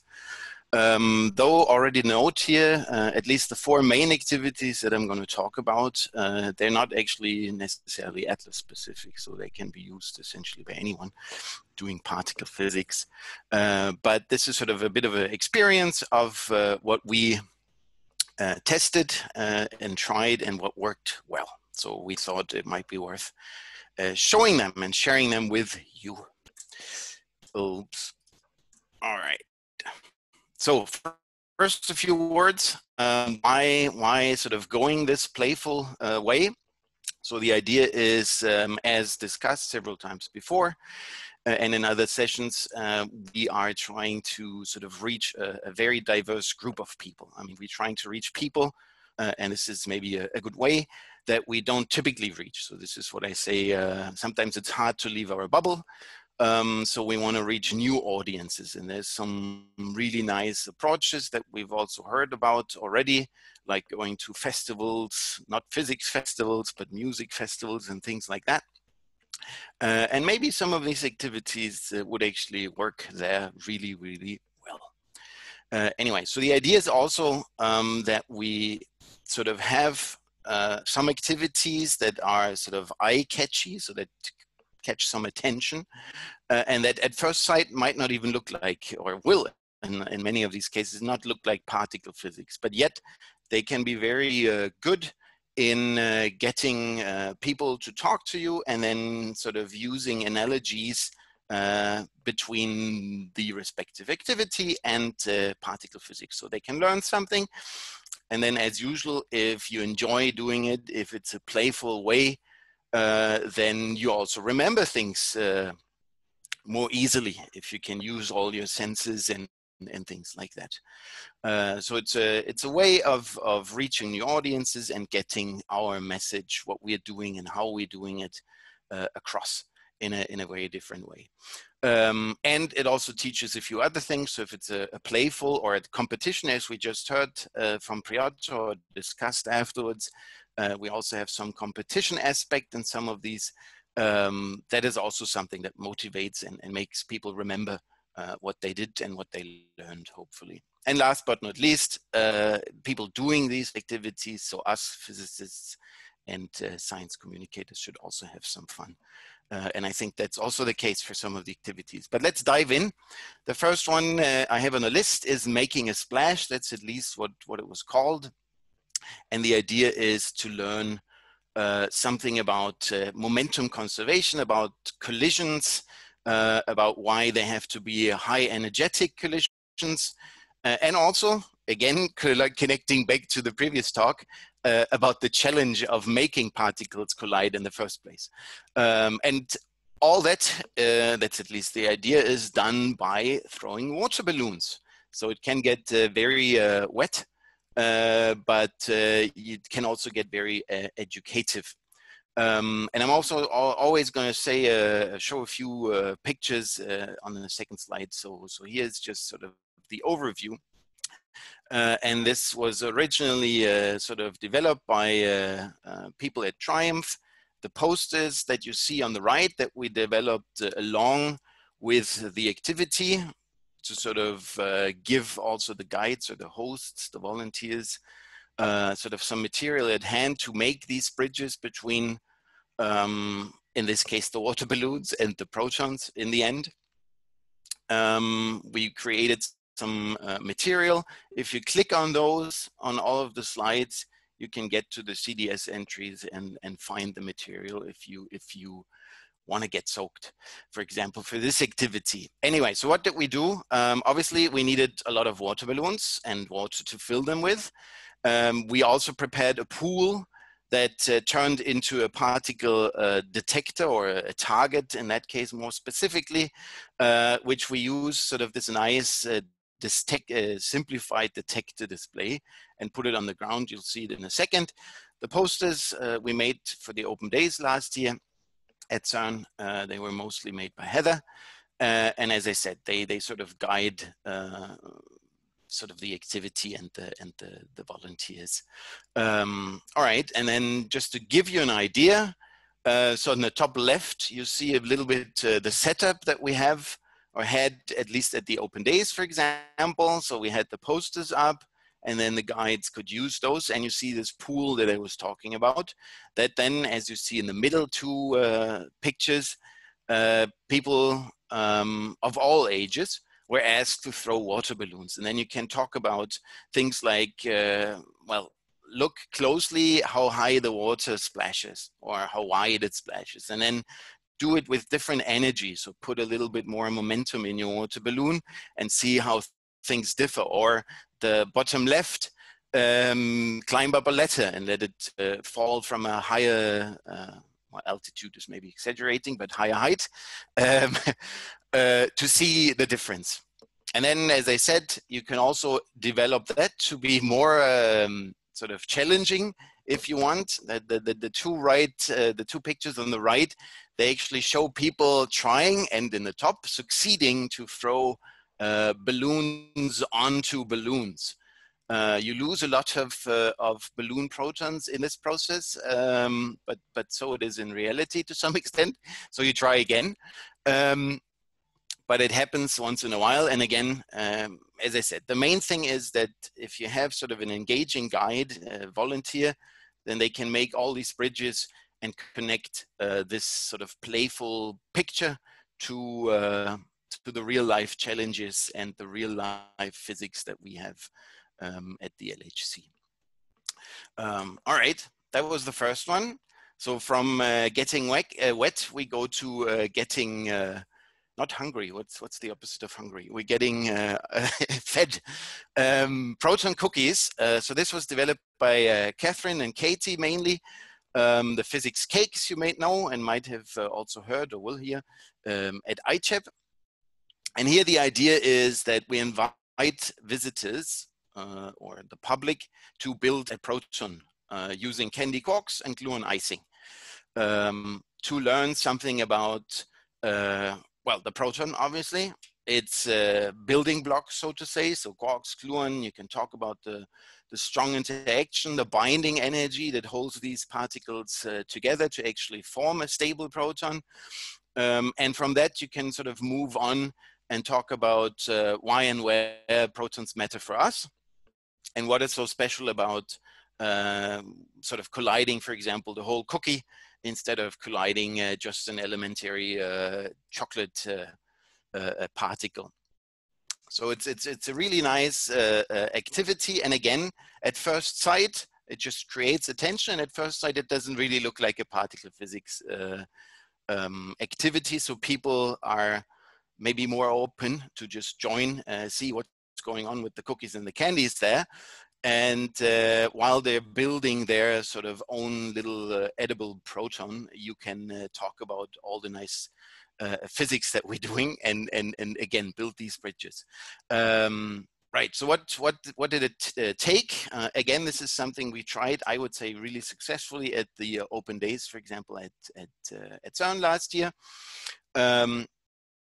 what did we need to open up our Proton bakery? We decided to go for ready-made cookies from the grocery store for various reasons, simplicity and hygiene being sort of the most important one. Then we got Quark labeled multicolored button-shaped chocolates, as you can see nicely at the bottom right, that represented our quarks, and then obviously icing, which was prepared by the litters throughout the days to make everything glue. Right, and then again, important as sort of a guidance and to help the volunteers build sort of these analogies and explain the physics once you sort of got the attention from by the audience, is the material that was developed. Again, you can click on it and get it all on CDS. So some really nice posters that sort of try to highlight what it takes to build a proton, both in real life and in cookie life, so to say. And it also touches on this aspect that I said, where and how do they matter for us in terms of colliding them and so forth. So another really nice activity. And again, you should see some pictures of this in action. So at the top left and right, you see sort of the basic setup that we had, again, taken from the open days in this case. And then, again, this is something that works with all sort of age groups, you could say. And it's a really nice way to talk about these things in a very relaxed manner. And as I said, I think that's important, that it is activities that at first sight, they don't look like you're actually going to learn something about particle physics, but then eventually in the end, you hopefully do. All right, then something that's been there for a bit longer and tested actually multiple times for thousands of people already. It's this Lego building activity. And again, as we discussed before, it has a competitive aspect as well, not only an eye-catchy aspect. So here the idea is that people are invited to build a particle detector, whatever they think that is, because sometimes you have an open day event, they have never seen one before. But you just ask them to sit down, or the Lego essentially on the table ask them, and only very few people can resist, to sit down. And then again, it's up to the guide to sort of take advantage of that to some extent if you want. And you can talk about what is it you're building? How does that differ, or what is there similarities to the real experiments? You can talk about the challenges and people will feel that sort of on site, trying to find the right pieces, and people get really engaged and really to find the right pieces to make them design. But then you can also talk about these aspects. What's the challenge of building a particle detector? How do they work? And you can also listen to them, telling them, have them tell you how their detectors work and whatever they discover, because it's not necessarily elementary particles, as you'll see. So again, a little bit of a recipe. What do you need to get people hooked on Lego pieces? A few kilograms of Lego, random pieces essentially. Again, here there's some posters and that have been developed, but in general, what we do is put up posters, pictures, animations of particle detectors, because not always and everywhere they have the chance to go down and see one, so that they get a little bit inspired. But as I said, that's not necessarily needed. People just make up their own things to some extent, but that's still very fun. And as I said, when you sit down and talk to them, I sat down with kids sort of 3-4 years and with grandmas of 83 years, which is a very enjoyable experience seeing those or them build their dream detector. Anyway, there's a website that hosts sort of this competition aspect. So the idea is that by the end of the day, taking pictures of all the models, you have a jury that sort of by some more or less random algorithm, you could say, chooses a winner, and then you give out some particle physics inspired prizes. And then you need some tickets, cameras, and places. Everything you need for that you can also find on the webpage at the bottom right. And again, just to give you an impression, the two big pictures on the left is sort of different setup at different places that have been using this activity as part of an open day or an open lab activity. And you can see also the two small circles on the left. The top left one, my all-time favorite to some extent. This is, may I present, the flower detector. I think a 5-year-old girl that spent an hour building this detector and then having a long explanation of what it detects and how it does it. So it seems like a house at first sight, but it actually is a detector. Anyway, on the right, you see some variations of the activity and some other people that took part. You might recognize them or not. So this can also be turned into workshops where we don't build random sort of models, but either the nice LHC micro models that Nathan did some time ago, or for example, the big Atlas Lego model that I did some time ago. Again, this is a very nice thing because people sit down, in this case, actually for a whole day. You build the detector with them, and while they're building, you can talk, you're building the muon spectrometer, and this is this and this and that, and it works this and that. So this is really nice if people have the time. All right, and then as the last main activity, something that we unfortunately, given COVID, couldn't really try yet because that's fairly new. So we had sort of 2 sort of field tests, but no big event yet. But again, it's an idea. It's an activity that at first sight doesn't really look like particle physics. So you probably all know the Twister game that is out there for quite a few years already. Here we try to give it a bit of a particle physics twist. And the idea is that, again, people can learn something about the ingredients of the standard model, and you can basically get up to even higher levels, limitless, you could say. They can learn about interactions, which particle interacts with which other particles, by which interaction, and quantum numbers. So this can be expanded as much as you want to some extent, but it can also be broken down fairly simply. So you can essentially also just play the standard Twister game if you want, but still have a bit of a particle physics touch. Right, so what do you need here? Obviously you need the board, you need a spinner, as you might recognize or remember from the original game, that basically decides which particle or which color to place which limb on. And then people have to get moving to follow the directions, and whoever can't follow loses the game, essentially. To spice it up a little bit more, those are not ready yet, developing some cards. So when you replace the spinner, you take out the deck of cards, and you get instructions on the cards, and these can be more complicated. So it's not just put your hand on a charged lepton or on violet, but it can be things like put your right hand on a particle that takes part in a strong interaction, or put your right hand in a particle that has a given spin. So you can adjust the levels, and this again is done by color-coded cards to your audience, and you can give them sort of different tasks of different difficulties to play the game, and to make it more exciting even for a particle physicist or a couple of. So here is again a few, well, maybe let's start on the right, a few close-ups. So you see the poster itself, so the board that you play on is essentially educative already. It gives you the standard model content and how it's grouped, if you want, into generations and into different types of particles, and which interaction they take part in.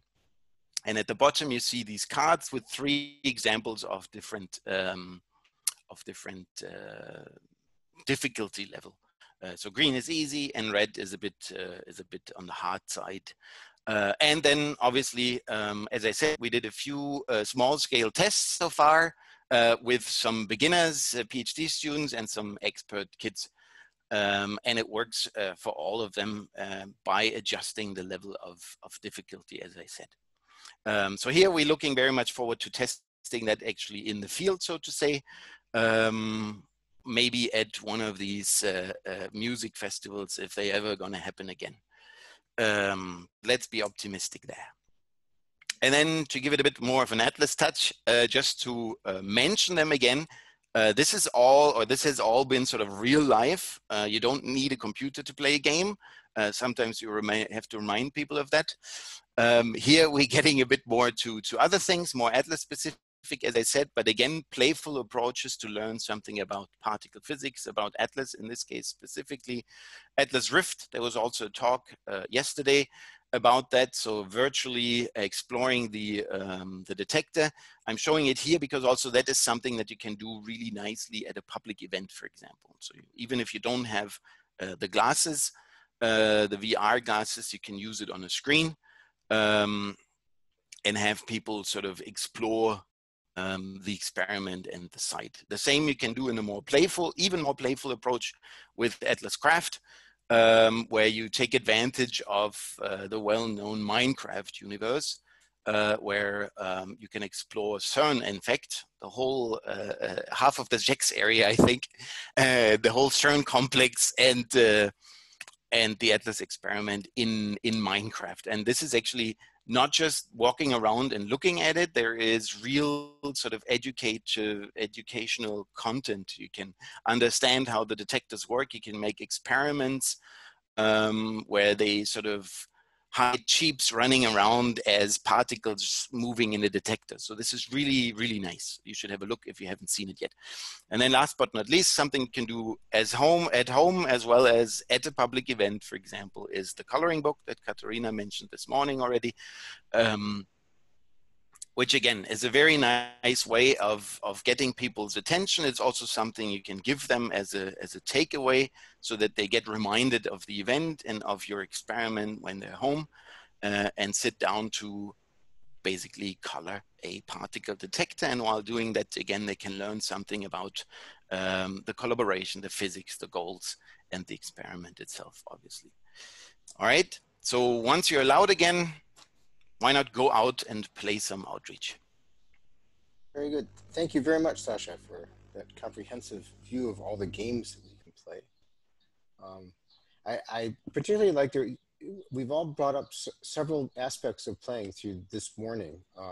One is tricking people into learning stuff by making it fun, and everyone is doing that.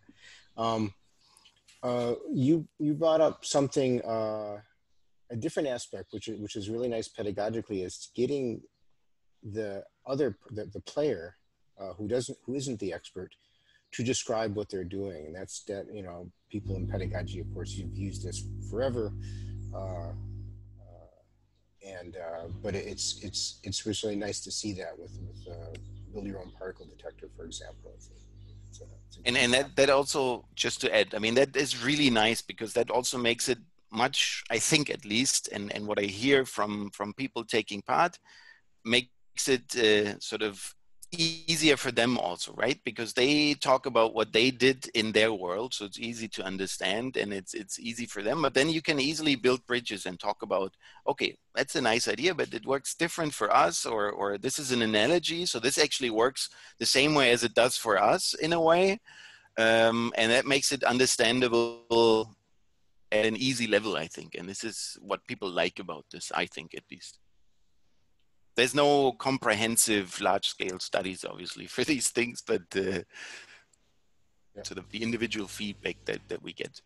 Well, I think Socrates did some studies on this, but it's just maybe dated. Are there questions from the audience before we break for coffee? I'm looking for blue hands. Nothing else for Sasha. So we're technically behind. We're not so far behind. I think that we could try to get back. So if we take 15 minutes, I think that will get us back onto schedule essentially, right? So we're scheduled to meet back at 9:50. So shall we aim for that? Makes for a 15-minute break instead of a half hour. I don't hear any dissent. Let's go get our coffees and we'll be back, and I'll let Despina take over. Okay, 9:50. Okay, 9:50, let's aim for that. Fine.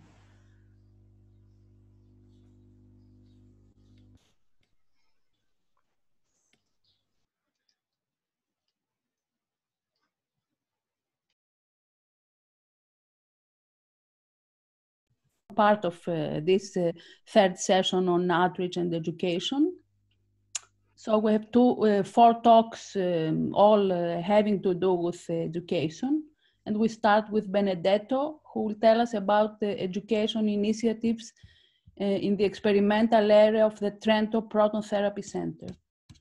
So Benedetto, if you can share.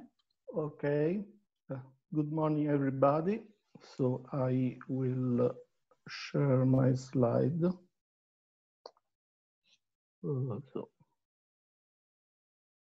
Okay, can you see the slide, right? Sure, yes. Okay, okay. Good morning everybody. And I'm Benedetto Di Ruzza, and I'm working in Trento in the TIFPA. TIFPA is the Trento Center of the Italian National Institute of Nuclear Physics. Here in Trento, there is one of the three Italian proton therapy facility that are operating and for oncological patient treatment. And INFN is involved also in running this facility, because there is an experimental area that is managed essentially by the INFN. And today I will show you briefly this facility, and I will talk mainly about the cultural and educational initiative that we organize here in Trento in the experimental area. And I will focus mainly in one of the main events that we organized last year in September, that is the Trento Smart City Week 2019. So some introduction description. The Trento, here you see a picture of the Trento Proton Therapy Center that, as I said, is one of the three running centers for oncological treatment in Italy. And this, all the medical work is operated by Azienda Provinciale per i Servizi Sanitari della Provincia Autonoma di Trento. INFN is involved only in the experimental part.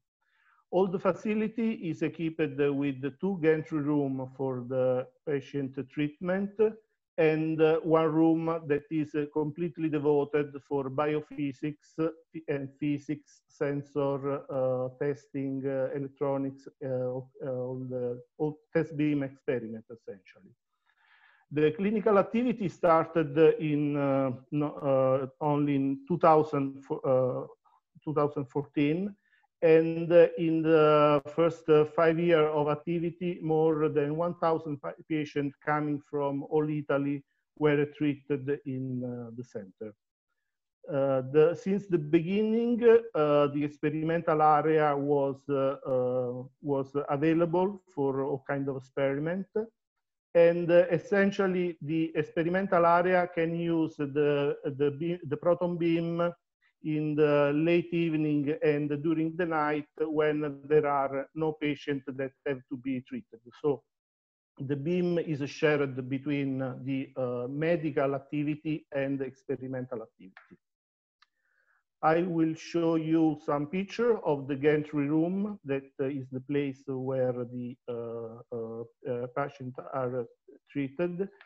And it's here you see the gantry and from the inner part. And this is the spill point of the beam can rotate completely over 370 degrees.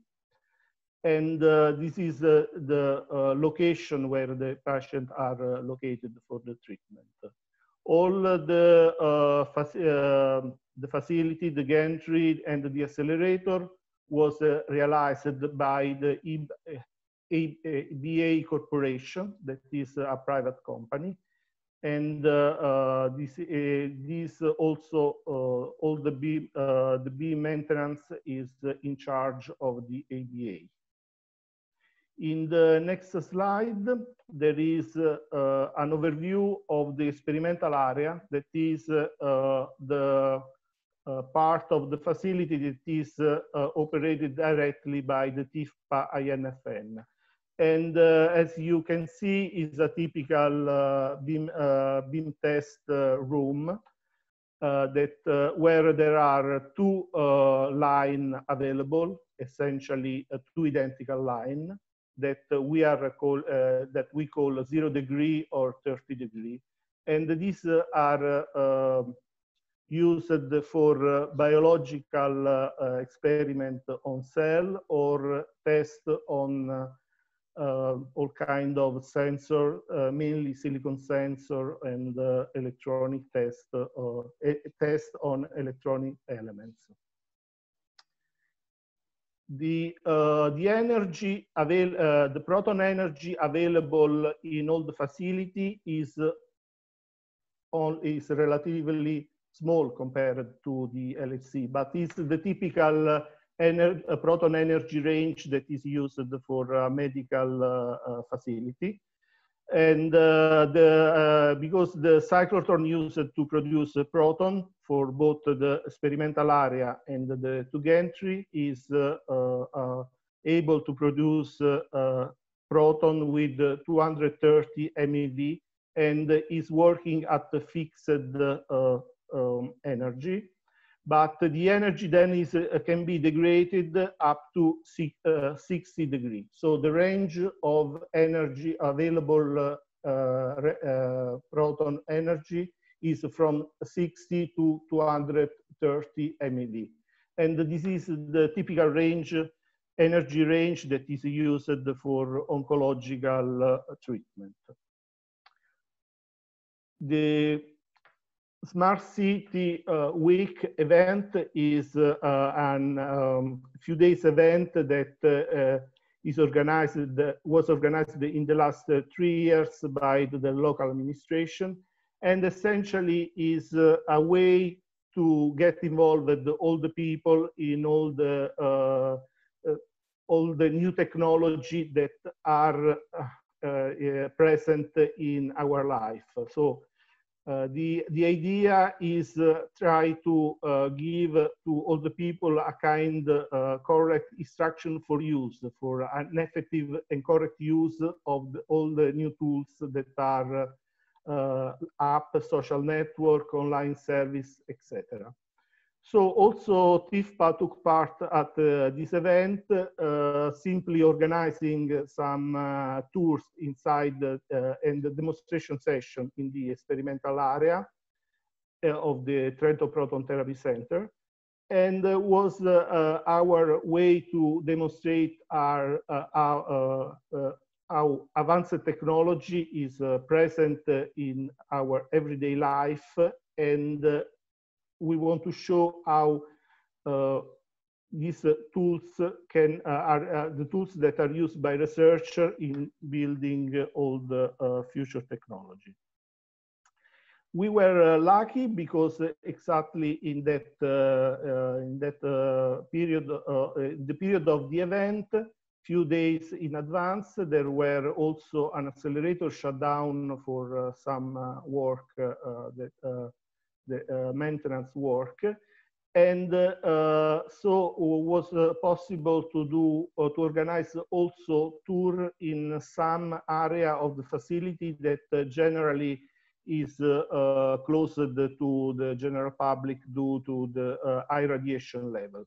And this area are the backside of the gantry and the beamline transport area. Here you see some picture of the tour that were organized there. And it's, as I said, we want to transmit the idea on how technology is important in our everyday life. Well, these pictures are very impressive, and was also the all the people that visited that area was really impressed by this vision, because you see really the complexity of that is on the other side of a device that seems to be easy to use, but is very complex to build and to be maintained. The other part that was really impressive was the beamline promenade. There were exposed all the type of dipole, quadrupole, and other stuff like this that is used for beam transportation. And even, as I said, the energy is quite low compared to LHC, but all these facilities are able to transmit the idea of complexity that is behind all this activity. And also this part had a great success for all the visitors that came there. In the final part, we organized an exhibition in the experimental area and also in the control room experimental area, that are the last two rooms that where we work almost every day. And essentially we organized simply the demonstration using exactly the same tools, the same device that we use in real data taking or experiment. As you can see here, we organized a simply cosmic telescope using the trigger scintillator that we use for the beam experiment. And we showed all the device that we use for data taking, especially silicon pixel, SIPM, etc. All these things was really appreciated by the people. The event lasted only for 1 day, and it was available. It was organized only in Saturday morning. And globally, in 4 hours, we had 60 visitors that were grouped in a tour of 15 people. All the people, the age of the average age was, the age of the people was very different, from 18 years old up to not exactly young people. Most of them were people coming from the local area, and they said that was their first time that they visit the facility, and most of them know only few things about this facility, and almost nothing about the kind of activity that are research activity that are carried out every day there. And all of them were very enthusiastic of the tour, interested in place, and asking every kind of question about the device, the particles, and etc. So just to final consideration, once again, we had the evidence that a research facility is the best place to demonstrate how technology not only is affecting our everyday life, but how it's important for the life of the people, and how people want to get involved in this kind of activity, want to know, and want to get involved in building the future. So let me finish with some web reference that I invite you to take a look. First of all, our website, the TIFPA INFN. In this link, you can find a detailed documentation of all the scientific experiment and activity that we perform at TIFPA, mainly in the experimental area, but not only there. We are also involved in other big and small experiments. And if anybody is interested, here there is the link for doing the bin time application for the experimental area, and some other link about the city of Trento and the MUSE, that is the Science Museum of Trento, that is one of the most important in Italy. So that's all for me, and thanks for your attention, and I hope to see you soon in Trento. Thank you. So thanks a lot, Benedetto. It's interesting to first to find out about the facility, and also to know that you are actively inviting people to see what's happening. I think it's important for our field to promote also all the applications in the society. Okay. So, questions or comments? Let me see. Pedro. No, Benedetto, thank you very much for your talk. I have many questions, but I will just make one, and then maybe through chat or in the next stop, we can pursue the discussion. Sure. You spoke about the number of patients treated of 1,000 in 5 years. Was that the planned number, or is it much below the planned number, or it's above the planned number? At the moment, we achieved the planned number. Obviously, the facility started with a low number, and now it's almost only 100% the time available full for patient treated.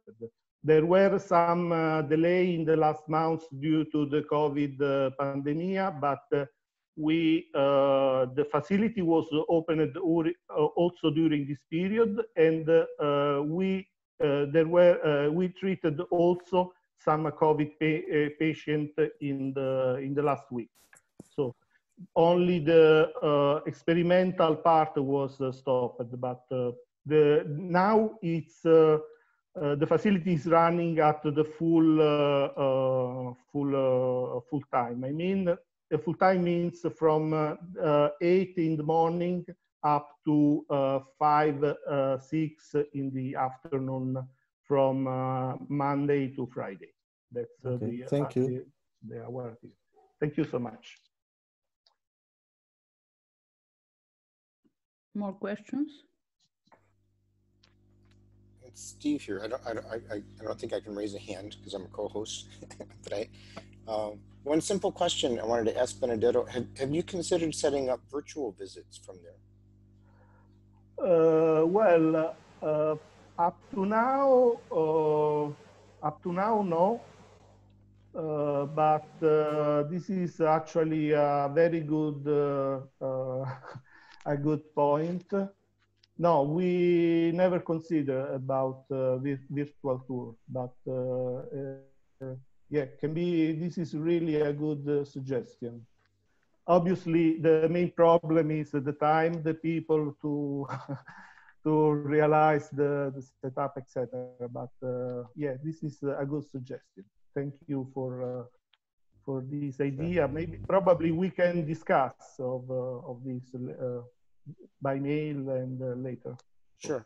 I'd love to. I mean, it's a good way. It's something. It takes a little time to set up, but then eventually it can perhaps save you quite a bit of effort and reach a bigger audience. So. Yeah, sure. Because there are, as I said, also the experimental area is accessible for the general public only few days in the year, and generally also for small radiation level, only qualified people, trained people can enter in that area. So we cannot organize visits there. So probably a virtual tour could be really a good improve for this kind of activity.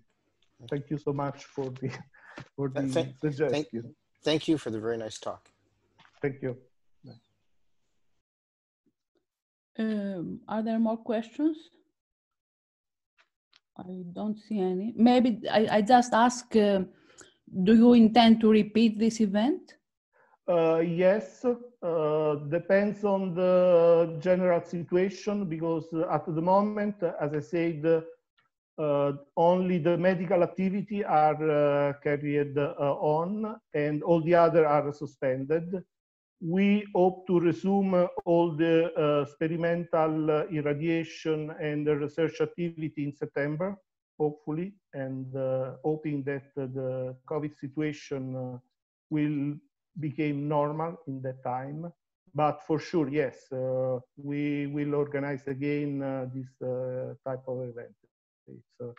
We had a great success, and we will do for sure next time. Okay, thank you. Thank you. Okay, I don't see any other questions, so we can go to the next talk. So Simone will tell us about the Italian Summer Students Program at the Fermilab. Yes. Can you see my slides in full screen? No, you have to... Sharing them. I'm sharing my... We can see them, but you have to match them. Is this full? Is this yes, full screen? So my name is Simone Donati, and I work at the university and INFM Pisa. And today my talk is dedicated to the Italian Summer Students Program at Fermilab and other US laboratories. So this is my outline. First, I will say a few words about Fermilab and about the history of the collaboration between Italy and Fermilab, a collaboration which was started many years ago in the early 80s, and since then has been developed in several experiments, including CDF at the Tevatron, more recently in G-2 and mu2e at the Mion campus, and also the neutrino experiments. I will then describe the summer students program. I will go through the recruitment process, the selection of the supervisor and the training programs, the involved costs and the sponsorships. I will show also some statistics relative to the 35 years of the program's existence, except this year, since unfortunately, for obvious reasons, this year we had to cancel the program. I will also talk about the internship at the space science laboratories and universities that we have been organizing in the last few years by taking the Fermilab program as a model. My brief conclusions will then follow. So Fermilab is the most important particle physics laboratory in the US. It was founded in 1967 as the National Accelerator Laboratory, and then renamed to honor Enrico Fermi in 1974. Fermilab today is exploring the high-intensity frontier with the neutrino program and the Mion campus experiments. The lab, of course, is also at the frontier of accelerator science, detector technologies, and computing infrastructures. For example, here in the second picture from the left, you can see the G-2 experiments and other interesting photographs followed on the right. So Fermilab is composed of several divisions with complementary functions. The particle physics and the neutrino divisions develops the laboratory's particle physics and the neutrino experiments. The accelerator division develops the most modern accelerator techniques in collaboration with international laboratories, of course, including CERN and US industries, and provides beams to the laboratory's experiments. The technical division and the scientific computing division develop new technologies for particle physics experiments and infrastructures for data storage, handling, and analysis. So Fermilab has almost 2,000 employees and thousands of international visitors, and this is the ideal environment for an internship program for master students in physics and engineering. That is what we organize. So some brief information about the history of the collaboration between Italy and Fermilab. The collaboration was started in 1984, and for many years it was mostly dedicated to the CDF experiment at the Tevatron. A total of about 100 Italian scientists from many INFN departments and Italian universities were involved in CDF Run 2 in the first decade of this century. That is the moment when during the CDF experiment, the Italian presence at Fermilab was at the highest, at the largest numbers. In fact, at that time, that was a very significant fraction of the entire CDF collaboration, which counted a total of 600 researchers. So we were 100 people on a total of 600. Our students were the cornerstone of this fruitful collaboration. We had about 100 master's theses and 35 PhD theses. And most of these students were recruited through this program, through this summer students program. As you probably remember, among the most important achievements of this collaboration was the top quark discovery at CDF NT0 in 1995, and all the studies that followed before the LHC startup. So what are we doing today at Fermilab? So Italy is still deeply involved in the Fermilab's endeavors. We are participating in the Muon campus experiments, Muon G-2, which is taking data, which has been taking data for a couple of years, and the future Mu2 experiment, which we are building now, and the neutrino experiments of the short baseline neutrino program. For example, Italy participates widely in the Icarus experiments, and also in the future Dune experiment for the long baseline neutrino program. So how many people are we today at Fermilab? About, my estimate is about 140 Italian scientists, engineers, and technical staff from several INFN departments and universities. And you can see here a list of the universities and INFN departments that are present today. So this community today, as again, as it was at the CDF time, the critical mass to be a strong pole of attraction and a top-level school for our students. So let's finally talk about the program. How do we recruit the students?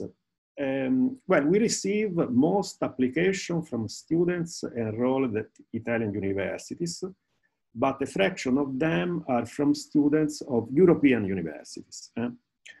Of course, we take all the applications with the same level of consideration in order to make our program as international as possible. The program is open to master students in physics, engineering, materials science, and computer science. Students selection, of course, is highly competitive, and it is based on the CV, on the academic CV, recommendation letters, and an interview that we perform in person if possible, or on Skype if necessary, in order to ascertain the students' interests, personal motivations, technical skills, and proficiency in English, which are all fundamental ingredients for the proper participation in this program. So the students spend 9 weeks at Fermilab. That is usually August and September, between the summer session of exams and the beginning of the courses in September. Physics students typically are involved in the analysis of experimental data, design and setup of particle detectors, design and test of particle accelerator components. Engineering students are usually involved in the design of detector and accelerator components, test of superconducting materials and magnets, design of high precision mechanics components, and analog and digital electronics components, as well as advanced computing infrastructures for data storage and analysis. Since 2015, the University of Pisa has acknowledged 6 ECTS credits for this internship. So for those who are familiar with the teaching at university, the credits are the currency acknowledged to the students for the courses they attend successfully. For example, in Italy, a standard one semester course usually corresponds to 9 credits, and it takes 4 months approximately of lessons. And the total number of credits for one academic year is typically 60. So acknowledging 6 credits for this internship is a significant impact on the student's academic CV. Just as an example, the plots I reported show some statistics of the training programs of the last 2 years. In 2018, we had 10 physics students and 15 engineering students. The physics students were mostly involved in G-2, Mu2E, CMS, and in the neutrino experiments. The engineering students were hosted at the accelerator division, the scientific computing division, and the technical division. In 2019, we had similar numbers. The total number of students was actually 28, so 3 students more. Of course, and unfortunately, we do not have numbers for 2020 because the program was canceled. There is one entry in the right part of the histogram and named space science because this is relative to the parallel program we have been organizing for training of the students at the Space Science Laboratory. We will talk about it in one of the following slides. On average, we have had 3 students in this program per year. So some of us are probably wondering who sponsors the program. The cost of this for the students is $0. So the students pays in the end $0, and the cost of the students actually is significant. For 9 weeks at Fermilab, it's $9,000. And this is the list of the sponsors in decreasing order of provided financial support. First, we have the US DOE, then INFN, then the Sant'Anna School of Advanced Studies in Pisa, which is a college for engineering students. Then the Italian Space Agency for the internship at the US Space Laboratories, and the University of Pisa, for example, that pays my salary. Let's see what Fermilab provides. Fermilab provides a weekly salary of $400, free housing in the dorm, and a shared rental car for local transportation. The students have to buy their own round-trip ticket from Italy to Chicago and the health insurance, which is mandatory to get the J1 visa. Fermilab acts as a sponsor for the visa, and the employment office provides all the necessary assistance for the involved bureaucracy. What happens is the following. Although the students have to anticipate these costs, the salary and all the benefits they have are sufficient to get the anticipated money back in practice. Let's see the important dates of the program. We can take 2019 as an example. Between January and March, we received the students' applications. We completed the selection and we assigned the students to the supervisors in May. The students flew to Fermilab on the last weekend of July, and the next Monday, they were hired as Fermilab interns for 9 weeks. Of course, they had to take their trainings and orientation courses for the first couple of days. After 4 weeks, we made a mid-term review that we do every year to make sure that the students do what they are supposed to do. All the students reported on the program of their work, on the progress of their work with a 20-slide presentation. In the last week of their permanence at Fermilab, we made the final review, and the students showed their achievements in another 20-slide presentation and wrote a 20-page report for our archives. In October, a committee of the University of Pisa reviewed again the students' work and acknowledged 6 credits to the successful ones. To me, the statistics of the past 35 years is impressive. Since 1984, about 550 students participated in the program. The plot here shows the number of students per year. We started pretty low with the 3 students in 1984, and we had 28 of them 1 year ago. In the first few years, we mostly accepted the physics students to work on CDF within the Italian groups, but then we had our students known also in the other experiments, and the engineering students known in the technical accelerator and computing divisions, which then became very interested in hosting them. So most Italian universities have been involved since day one, but Pisa, Rome, and Padova have dominated the scene. This is actually due to the long-standing participation of these universities and INFN, mostly in CDF, and now again in the new Fermilab experiments. For example, Pisa today is deeply involved in G-2 and mu2e, which keeps these institutions' numbers pretty high. We also had a bunch of students from non-Italian universities, for example, Haifa, Munich, Heidelberg, Warsaw, and Vilnius, and some more. We only kept a detailed record of the training programs for the last 12 years, since I've been running the program. This is the distribution among the several Fermilab divisions of the students for these 12 years. It actually corresponds to 250 students, that is approximately 50% of the total. As you can see, there is a balance between the particle physics divisions and the other divisions, which host mostly engineering students. For about 15 years, Fermilab also had an independent laurea program at the technical division for students interested in spending between 6 and 8 months at Fermilab for their master thesis.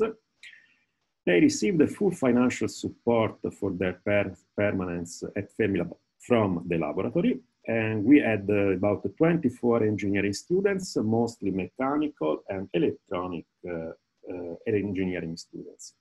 In some cases, and this is the important aspect of the thing, the collaboration was extremely productive and the students were hired by Fermilab after graduation. Let me clarify that this was only the independent Fermilab laurea program and does not take into account all the students working at Fermilab within the INFN departments and Italian universities. It is hard to keep track of all of them, but I think we have had in total more than 150 students working on their master thesis and 50 students working for their PhD at Fermilab with INFN. No need to say, but many of them, if not most of them, were recruited with this summer student program, which had a strong impact on their choices. So one slide dedicated to the parallel program relative to the internship at the Space Science Laboratory.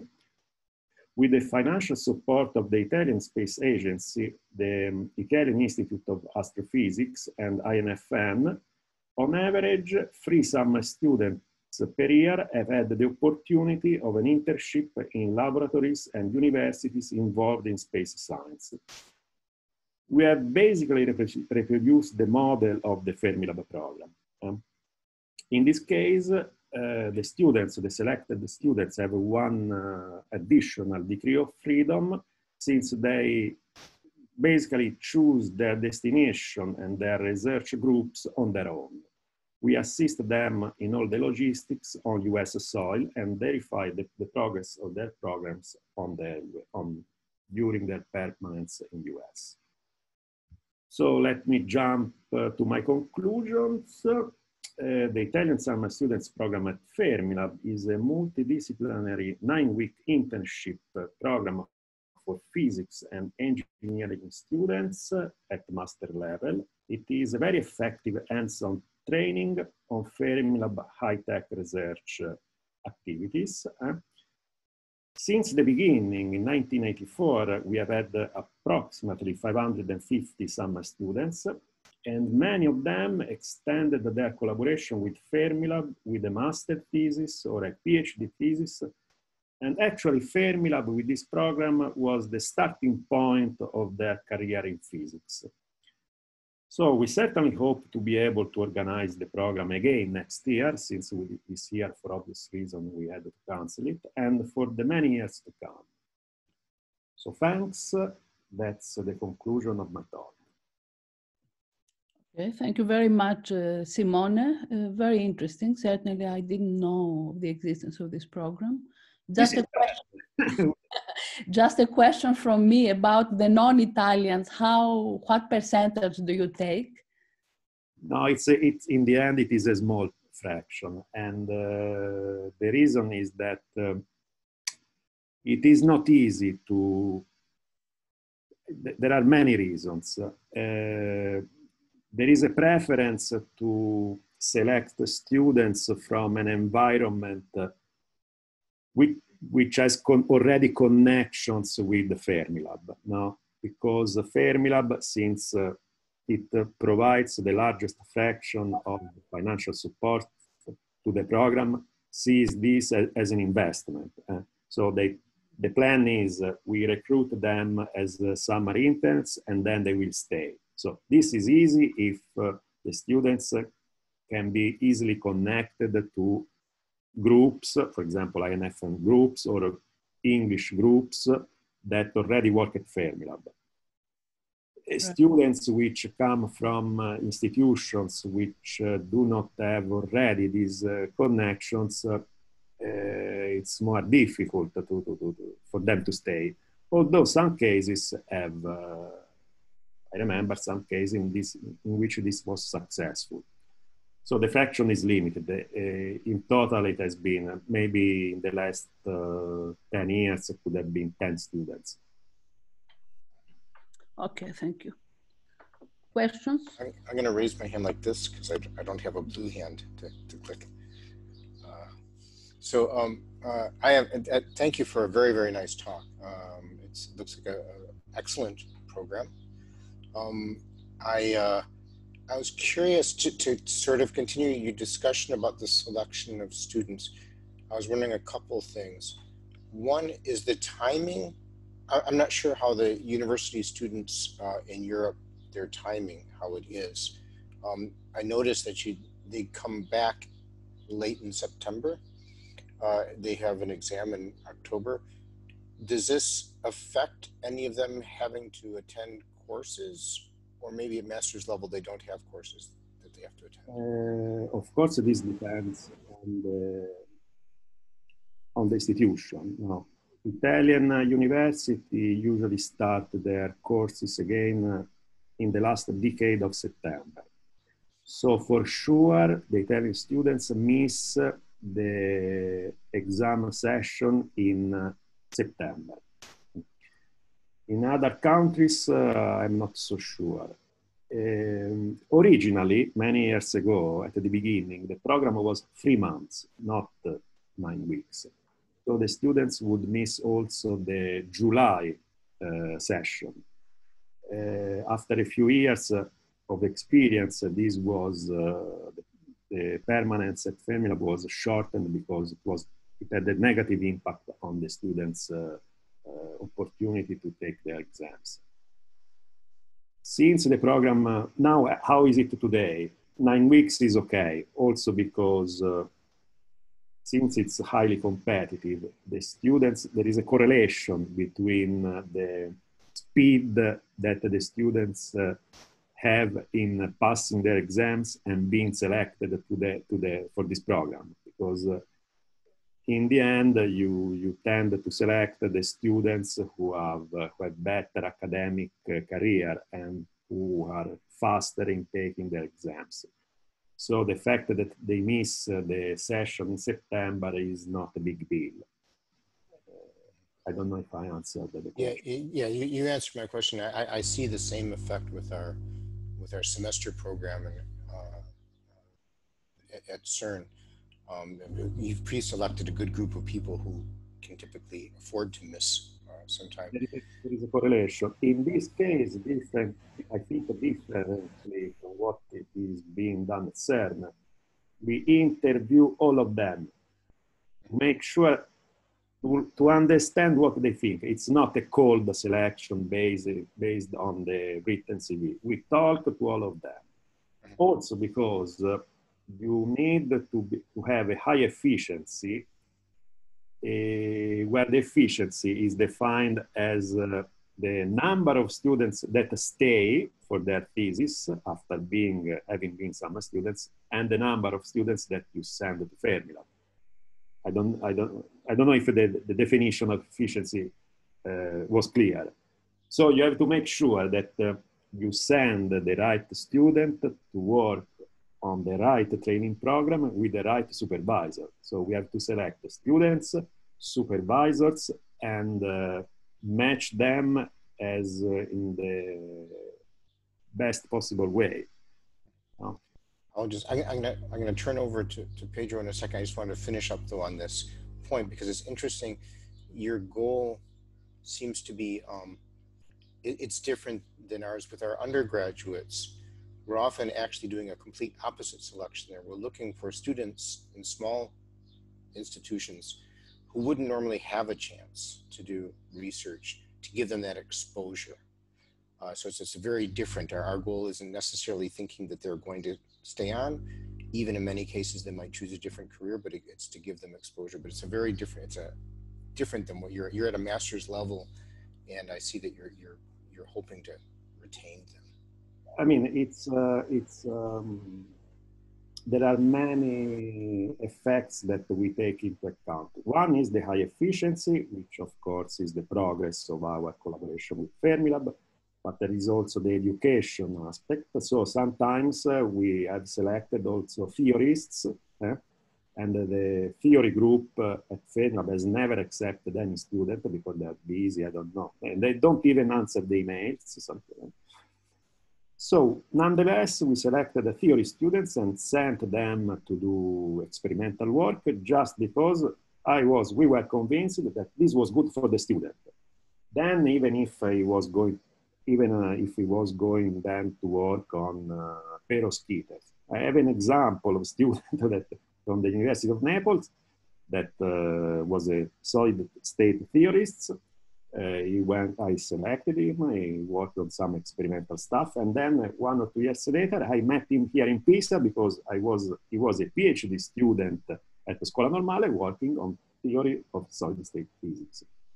But the experience of 2 months in a US laboratory has a beneficial impact on the maturity of the students anyway, even if they do something else.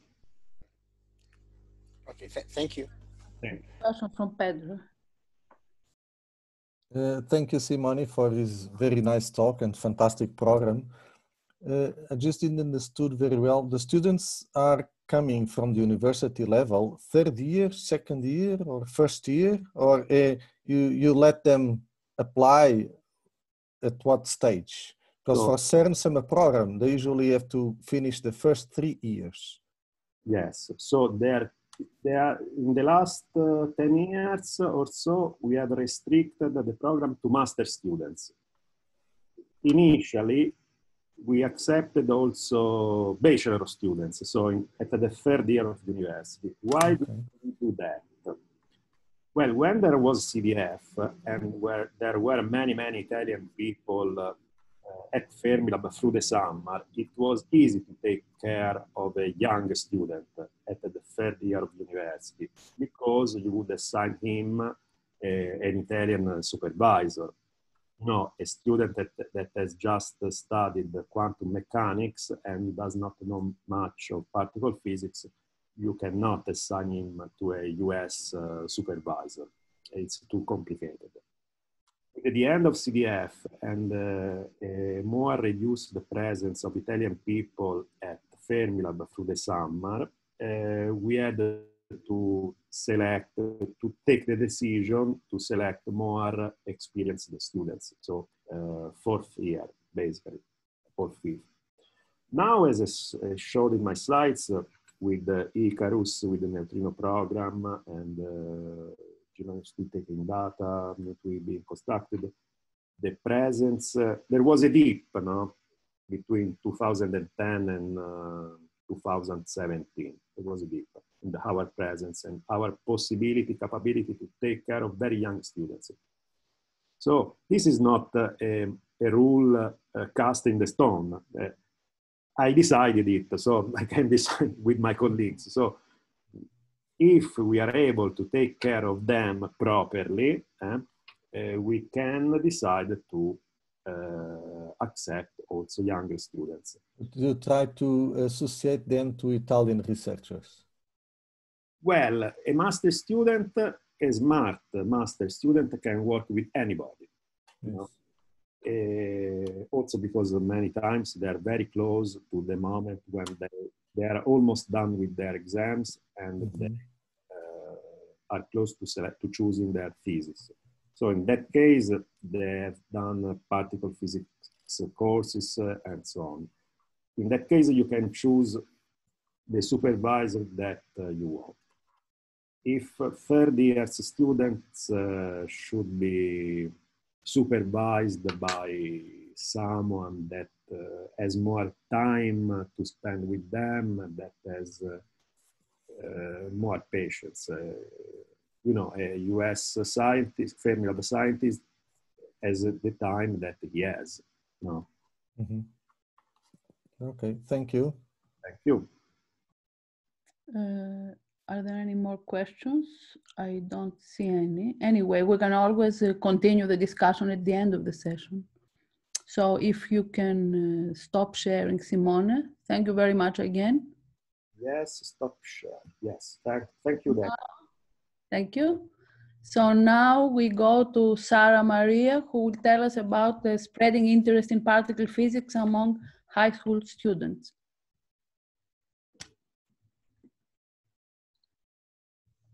Okay, we can see your slides. You can start.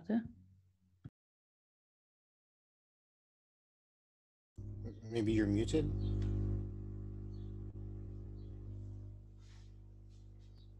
Hello? We can't hear you. Hello, thanks for unmuting. Unfortunately, I cannot see the Zoom any longer. So I will turn on my video at the end because I don't manage right now. Okay, we see your slides though. Okay, and you can hear me, so let's get started. So hello everyone, thank you for the introduction, Despina, and thanks a lot to all of you for joining today. I am a doctoral student in physics education research, and I am very happy that I can talk to you today about spreading interest in particle physics among high school students. Currently, I am on site at CERN in our student laboratory called SchoolLab. So let's start with some more information about my workplace. In SchoolLab, we offer high school students and their teachers hands-on and minds-on particle physics workshops. So usually our lab looks like on the picture in the bottom right corner. Unfortunately, it is empty under the current circumstances and rather looks like this. However, the activities in SchoolLab are not just an enriching experience for the students and teachers, we also carry out physics education research projects.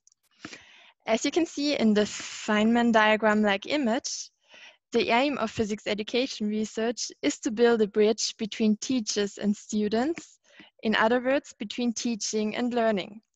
This means that physics education researchers are trying to improve physics education. And the focus of my current project is on spreading interest in particle physics. But why is it important to spread interest in physics in the first place? Well, in general, interest is a really common term in our daily life. In education research, interest is defined as a specific relationship between a person and an object, as I have visualized in the bottom right corner. This means that one can only be interested in something. There cannot be any interest without an object of interest. Thus, interest relates a person to an object, and thereby interest enhances the persistence while engaging with this object of interest. For example, when solving a task during an exam or when paying attention in school, but also when reading an article to the end. On the long run, spreading interest in physics among high school students is crucial for course and career choices. And despite various efforts of making physics more interesting for students, at the moment, only very few decide to study physics in advanced courses in high school. Furthermore, a high percentage of female students drop out of physics entirely during their school time. And this is also reflected by CERN's personal statistics, where women hold only 14% of STEM-related positions. Now, I have already mentioned the term object of interest several times, but what is the object of interest in the framework of physics education? When investigating high school students' interest in physics, previous studies focused on 4 aspects: on interesting contents, contexts, tasks, and learning environments. Here, I want to point out that every content can be put in a variety of contexts. Every task can be given in many different learning environments, and so on. I want to give one example from our school lab here. Each workshop focuses on a particular particle physics content set in different contexts. For example, the X-ray workshop is currently set in the context medicine, in which we X-ray models of the human body. The task of our participants is to conduct an experiment, and the learning environment is our student laboratory. In general, the standard example for learning environment is obviously school. However, education researchers found that students' interest differs across different contents, contexts, tasks, and learning environments. For example, when we focus on tasks, students favor hands-on tasks, such as conducting an experiment.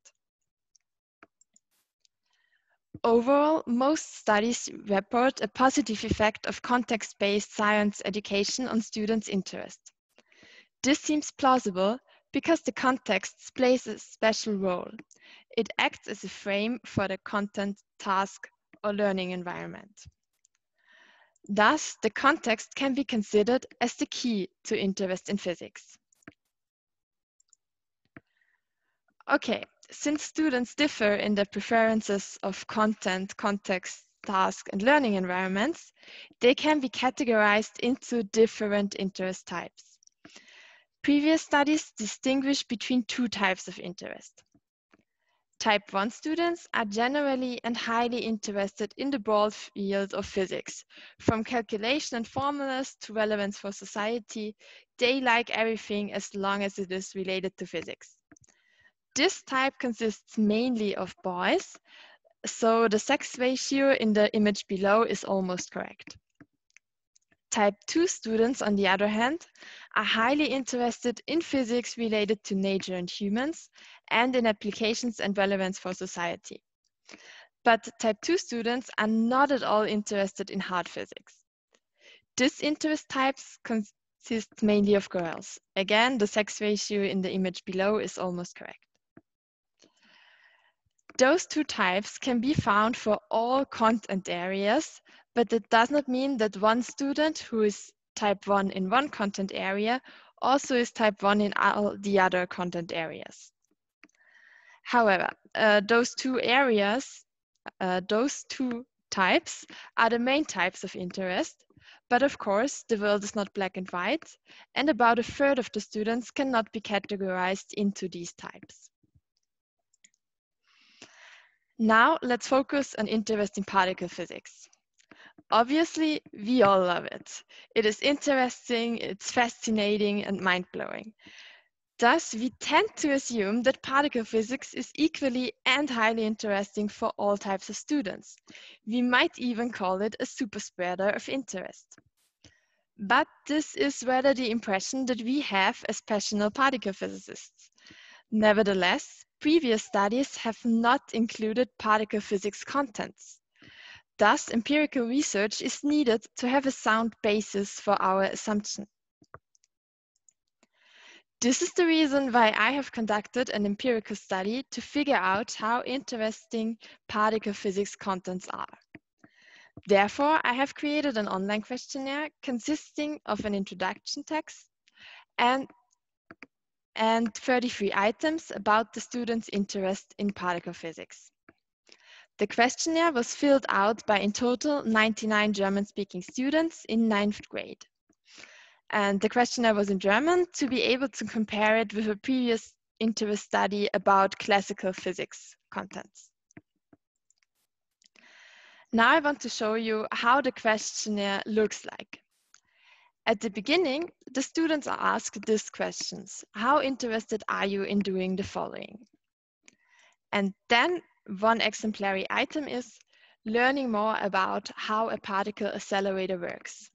And the students had to rate their interest on a scale ranging from my interest in it is very high to very low.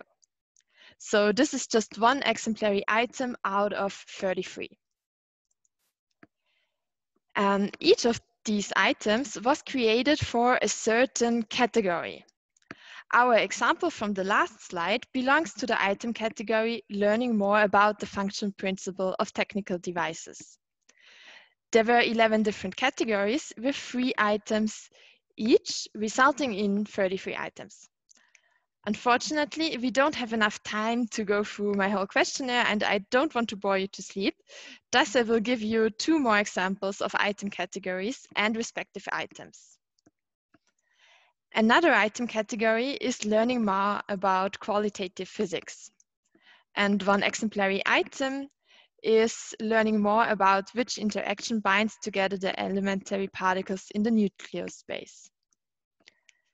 Another item category is constructing technical devices. And an example for this one is building a particle detector out of daily life objects. Okay, now you know the design of my empirical study, so let's move on to its results. As a reminder, in all other physics content areas, the 2 different interest types could be found. Type 1, the generally and highly interested students, mainly boys, represented by the image on the left-hand side. On the other hand, type 2 students, mainly girls, who are particularly interested in physics related to nature and humans, and in applications and relevance for society. So far, researchers have always found distinctions between those 2 types. But in particle physics, I did not find any interest types. This means that students cannot be categorized into different types of interest. And this is a really surprising but amazing result, because it suggests that particle physics is equally and highly interesting for all students. As already said, this result was surprising, and there are 3 possible explanations for this. So firstly, the scale is oversaturated. So more items are needed for high levels of interest in order to find different types of interest in particle physics. Secondly, since participation in my study was voluntary, my sampling population might be biased. This means that only highly interested students participated. But the best way to explain this result is that particle physics is indeed equally and highly interesting for all students. So although the first 2 explanations might be possible, I'm convinced that the third one is the correct one. And thus I will conduct another study with adapted items and the larger sampling populations of at least 500 students. But for now, I have one takeaway message for you as a result of my empirical study. To answer the question, what matters when spreading interest in particle physics, we can have a look at the items rated as the most interesting by the students. And that's what we will do now. The most interesting item is how to treat diseases using particle accelerated. It belongs to the item category, getting an insight into jobs related to humans. The second most interesting item is how particle physics contributes to a better understanding of the Big Bang. It belongs to the item category, learning more about natural phenomena. The third most interesting item is how to detect smuggled weapons in a container using particle detectors. And the fourth most interesting item is how to study the inside of volcanoes or pyramids using particle detectors. The item category of the last two items is learning more about the relevance of physics for society.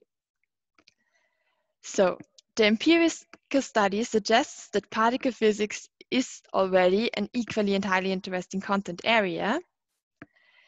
Nevertheless, if you want to present it even more interesting to students, you should highlight the relation of particle physics to humans and nature, as well as its applications and relevance for society. That brings me to the end of my talk. It was a pleasure talking to you.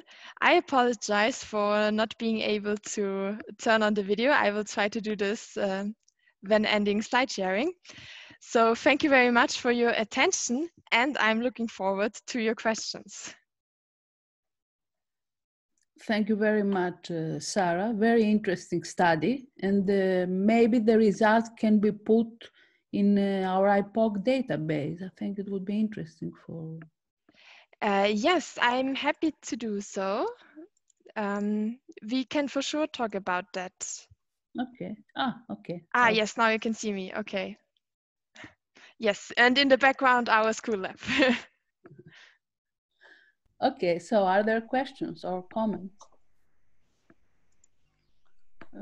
It's Steve with his hand up here. Thank you very much for that very nice presentation and the interesting study. There's a lot of questions whenever there's a study, as you probably know from talking to your colleagues. There's a lot of questions that pop up. I'll just pose one or two here. It'd be interesting to know if there is data based on sort of cultural backgrounds of the students. In other words, even knowing what country they're from, if there are effects that change their interest. I'm considering one poll that I think Kate Shaw presented to me that I still find very interesting, which was a case study where they asked 8-year-olds in various countries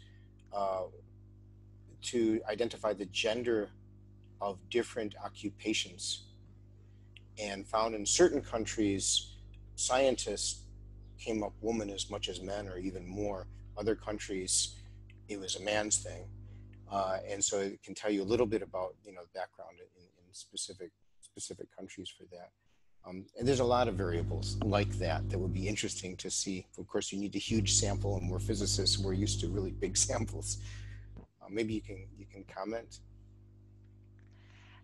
Yes, thank you very much. For the question. That's indeed a really interesting point. How the cultural background affects occupations, as you said. Since the focus of my study is to figure out whether particle physics contents are more interesting and especially equally interesting for all types of students in comparison to classical physics contents, I will rather focus on the contents itself and not on the cultural background of the students. That's also the reason why my data sample, the sampling population, was only German-speaking students from Germany and Austria, to have kind of similar cultural background at least. Okay, I have to run now apparently to debug our web pages. I'm sorry, but thank you for a very nice discussion. Are there other questions? I don't see yet. Pierre Vanove from Strasbourg, working on CMS. I was interested with your 4 favorite points at the end of your presentation. Was wondering, would you have 4 less favorite, the 4 last points? The most hated one is probably not hated, but. Thank you very much. It's indeed a really good question. And the 4 least favorite items were about calculating things, which might not be surprising for you.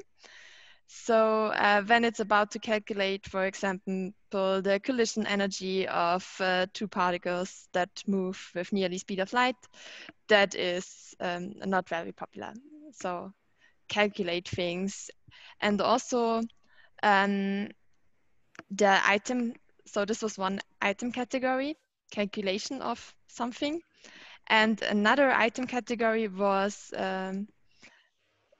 learn more about quantitative physics, which is also kind of related to calculation. And this was also on the lower levels of interest.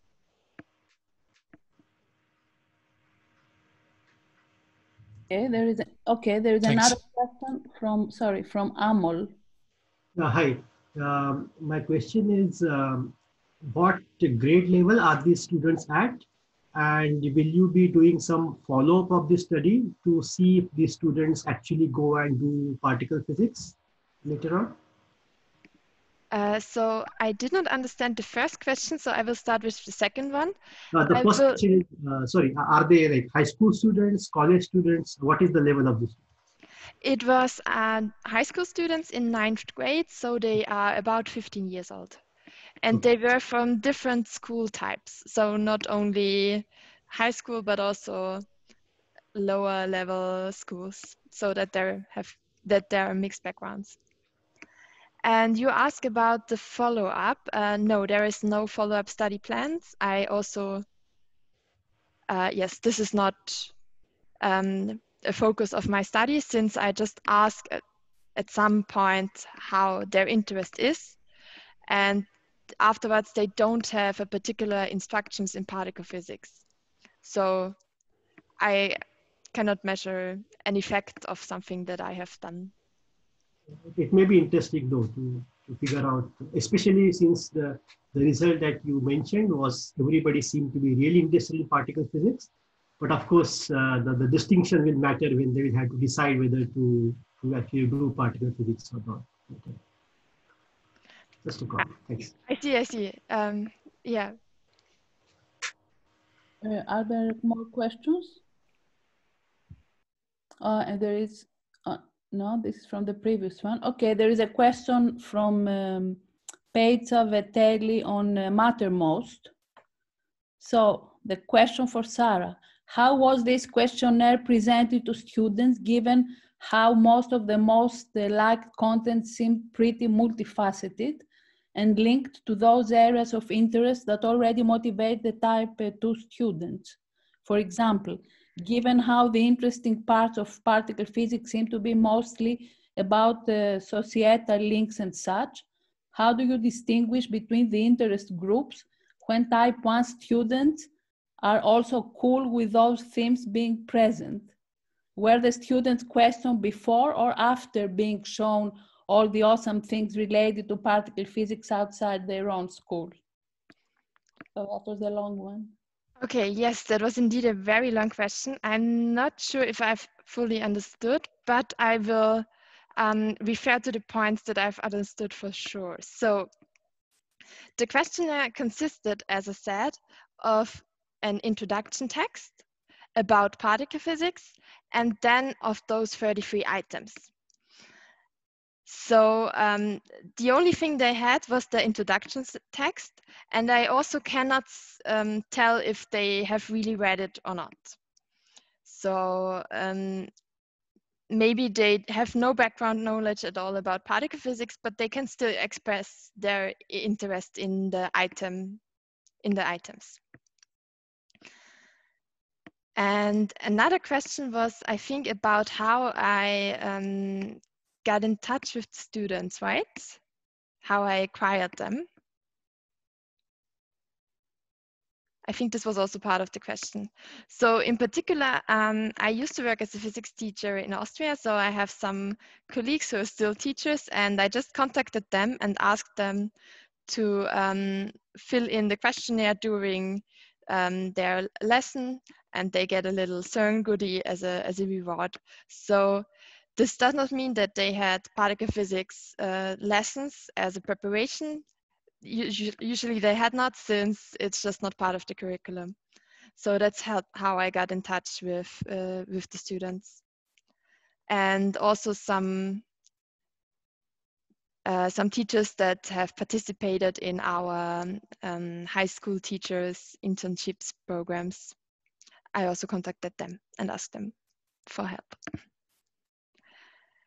Okay. So what have I forgotten out of this very long question? Well, maybe you can go afterwards to Mattermost and see if it is, if you want to have some further discussion. Yes, thank you. That's a really good idea. Now, are there more questions? I don't see anything. So, thanks a lot again. Thank you. And before we go to the last talk by Jeremy, maybe I was reminded about a photograph.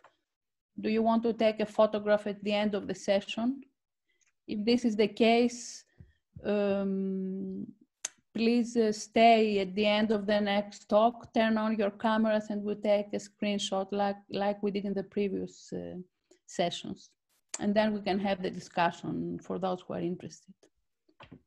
So our last speaker today is Jeremy, who will tell us about a study on career trajectories of people with a working experience at CERN. So Jeremy. Yes, hi. I hope you can see the slides and you can hear me. Yes. Yes, okay. So today I would like to present a study on career trajectories of people that have some working experience at CERN.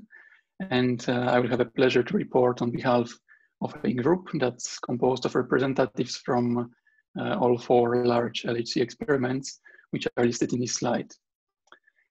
I will start by explaining what was the purpose of the study and what was the mandate given to the group. Then I will describe the online questionnaire and the demographics of the collected sample. And next, I would like to highlight some of the most important and interesting results for people who already left the high energy physics field and those who are still working within a field. And finally, I will present the main conclusions of the study. So the mandate that was given to the group by the Director General of CERN, Fabiola Gianotti, back in 2016, was to gather information about careers of students who did their thesis in the LHC experiments. This later evolved to cover not only students, but people at any stage of their careers, and also going beyond the LHC experiments. The starting point was a need to verify if in our field we struggle to keep all the talented and passionate people, but also on the other hand, to understand what is the impact of the training gained at CERN on the future careers of people, even if they leave the field at some point. So it was decided to address those questions by creating an online questionnaire. And actually in parallel, an initiative was taken to create a CERN alumni network. And I would like to emphasize here that this study was of high importance for the CERN management. The results were presented actually at different stages, 3 times to the CERN Council. The study was conducted by people selected by the 4 big LHC experiments, and the final results were presented in a form of a yellow report that is linked in this slide. So now let me briefly introduce you to the questionnaire. It was sent to current and former members of the LHC experiments, but not only, as I mentioned. So later it was extended also to other experiments and to the members of the theory department. We collected our contact information from the lists of current and former members of the LHC experiments, as well as the preliminary CERN alumni list. And here I would like to thank again all the spokespersons and institute leaders that helped us with this challenge. Then the questionnaire had two possible paths, depending on whether or not someone is still working within the high energy physics field. And in the following slides, you will always see a yellow label, either in HEP, left HEP, or all, which means questions which are asked to all participants.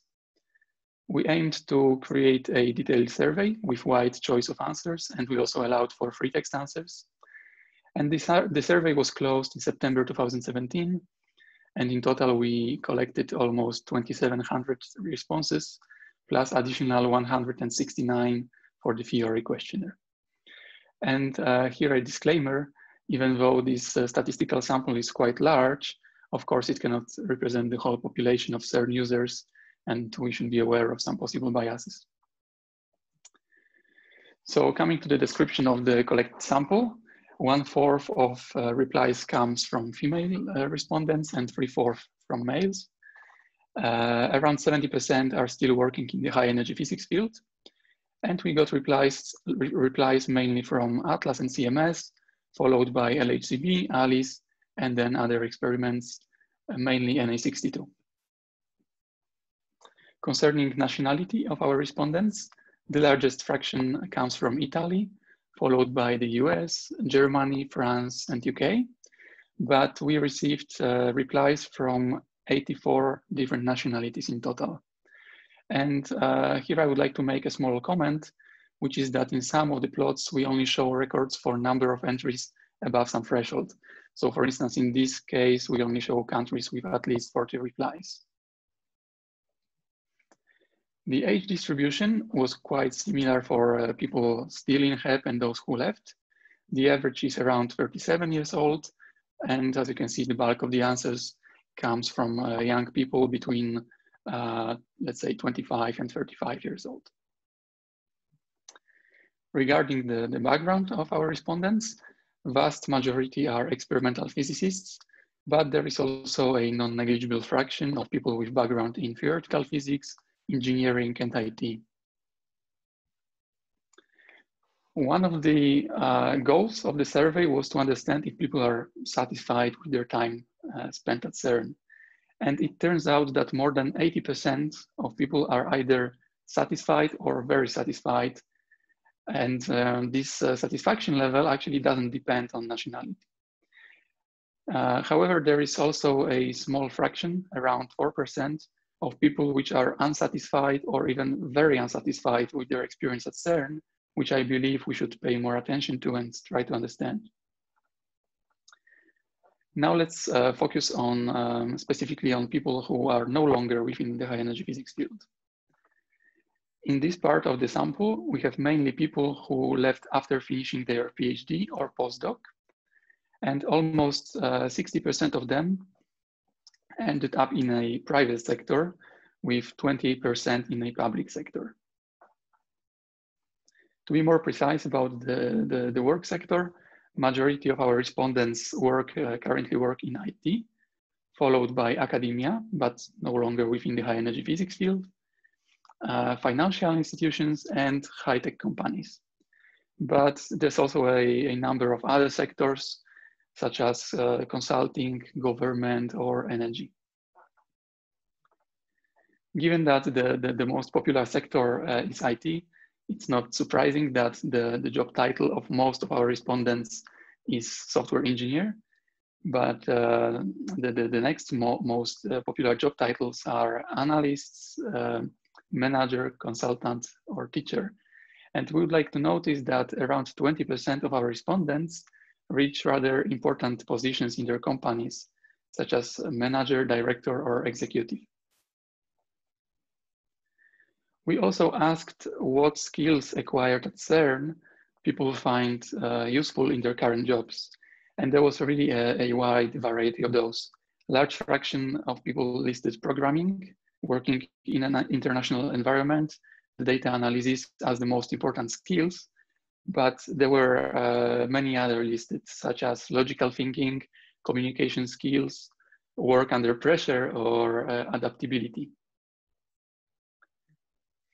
Overall, 70% of our respondents claim that CERN had a positive or very positive impact on obtaining their current position. Next, we also wanted to understand if people who left field are satisfied with their current job. And as it turns out, almost 80% are either satisfied or very satisfied. While taking a closer look at the data, we also noticed that satisfaction level seemed to depend on the time spent at CERN. In the plot on the left, you can see distributions of number of years at CERN for different levels of satisfaction.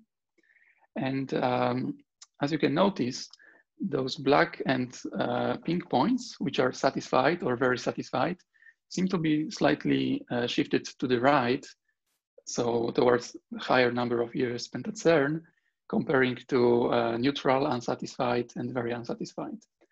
The plot on the right shows the current job satisfaction as a function of average time spent at CERN.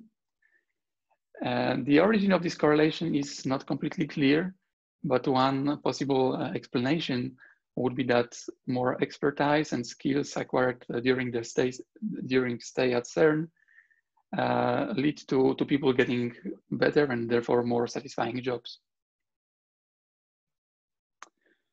We also wanted to understand what is the main reason for people to leave the field. And more than 40% of respondents pointed toward a path toward a permanent position too insecure. And also 24% simply didn't manage to find a permanent position in high energy physics field. There were 34% of people that were satisfied with their experience, but just wanted to move to a different field and try something else. And 19% wanted to move to a different field because they were not satisfied. One of the main takeaway messages from this slide is that actually few people left because they were not satisfied, that they were not happy. It was rather the lack of ability to find a suitable job within the field. We also asked if CERN network was useful in finding new job outside of the field. And at the time of the study, nearly 70% answered no, which was a very clear sign that most likely there is a lot of room for improvement in this area. Since the study was closed, the alumni program was started, as well as number of career networking events were organized. And we hoped that, that this helps to improve the situation.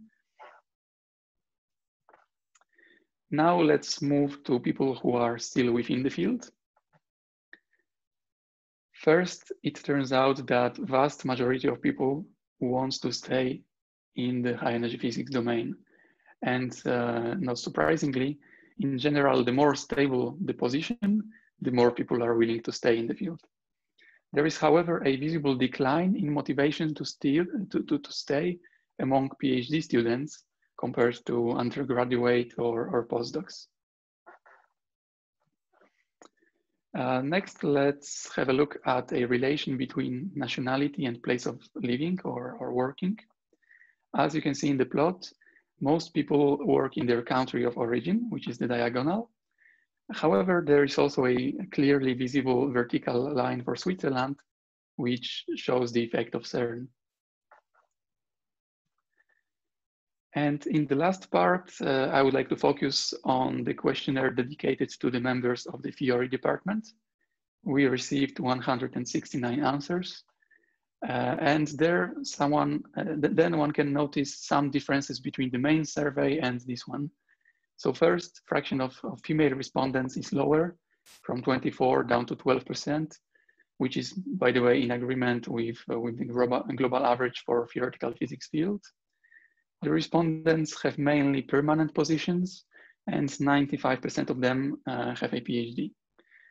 Interestingly, satisfaction with the CERN experience seemed to be, in general, higher for theoretical physicists than for experimental physicists.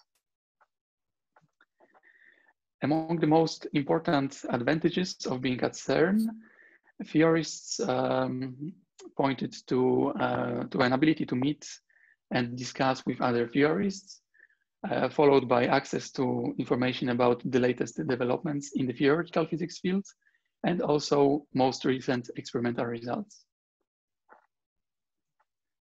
So to conclude, the study of careers of people with working experience at CERN was conducted through an online questionnaire. We collected nearly 2,700 replies, and all of the results presented today, and actually much more, is presented in a yellow report that you can access under the link displayed in this slide. We found that people consider impact of CERN on their careers very positive, and they find rather good jobs after leaving the field. On the other hand, the main reason to leave the field is an unstable career path.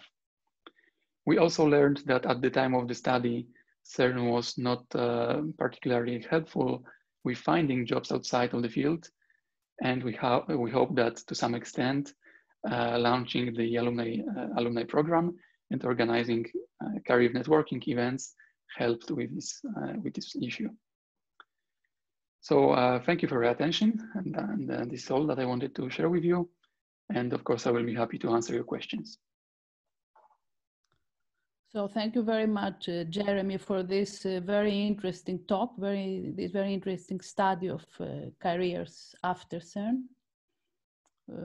Questions? So Massimo. Yes, hi, this is Massimo Caccia from Università dell'Insubria and INFM Milano. So I'm rather curious about the alumni initiative in terms of fostering the career networking. Can you tell us more about the real actions that were already set in place, or is still a project which is ongoing and no real activity started? Okay, so well, I'm not an expert on alumni program, but what I can say is that the idea was that we wanted to link people who left the field and found a job outside of the field, either in public or private sector, with people who are still at CERN. So basically everyone who has ever been a CERN user or is currently a CERN user can become a member of alumni community. So this way we can link people who are at CERN or in other institutions still within the high energy physics field and who are about to finish their contracts with people who already made this step of transitioning to the private sector. The principle, Jeremy, is quite clear. Yes. So I was just asking whether in practice there was any action already implemented. Because, you know, I mean, establishing a professional network is easy to say, is a little bit more difficult to do. I mean, having to do every now and then at university level with the, say, career office, and I know actually how difficult it is. So I was wondering whether any instrument was already set in place. So for instance, for sure, I have to say that I'm just a member of the alumni network and not an organizer of this initiative. So I can only tell you from the perspective of a beneficiary no problem. of the network. My own curiosity. But yes, but of course there is a website. There is a mailing list. So you get some news from the mailing list, and there are, as far as I know, also some meetings organized with former CERN users. So these are the actions that I am aware of that has been taken so far.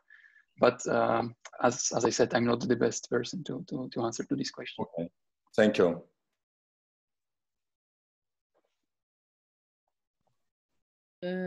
Pedro.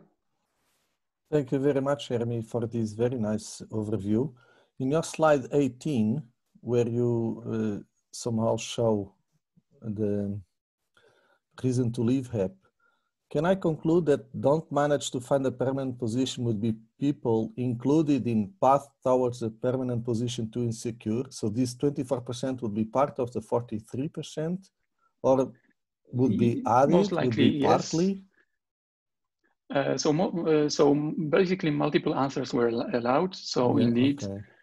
If someone didn't manage to find a permanent position, I would expect that they will also select path toward a permanent position to insecure as a second answer.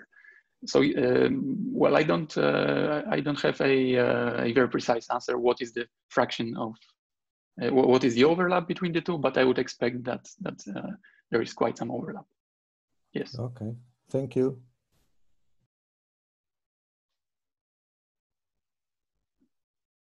Any other question? I don't see anything else. Can I ask, how did you find your sample? Yes, yes, this was explained in the introduction. Basically, it was much easier to contact the current members of the experiments, of course. For that, we just used lists of members that we received from the spokespersons. But we also asked we asked spokespersons, and through them also the institute leaders, to provide us with contact information to the former members if they have any contact with them. So that was our main way to collect the addresses. And there we were also in touch with organizers of the alumni network. So whenever they managed to find a contact information to someone who would be potentially interested in joining alumni program, we also checked if this person is not already in our list, and if not, we would also contact these people. So these were our main ways to collect the addresses. Yeah, thanks. Any other question? I don't see anything, so I think we can thank Jeremy again and all the speakers of today's session. And maybe we can switch on our cameras and have a photograph taken.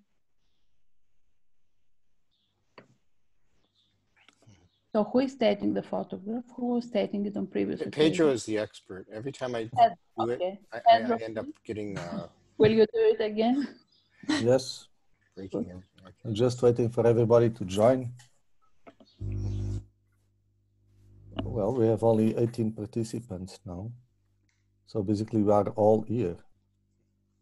So it will take 2 more seconds to adjust the window, so we don't cut Steve's arm or so. There are more guitars in the picture, you may notice, Steve. Okay. More guitars. Prepare to smile. I'm looking for guitars. Smile.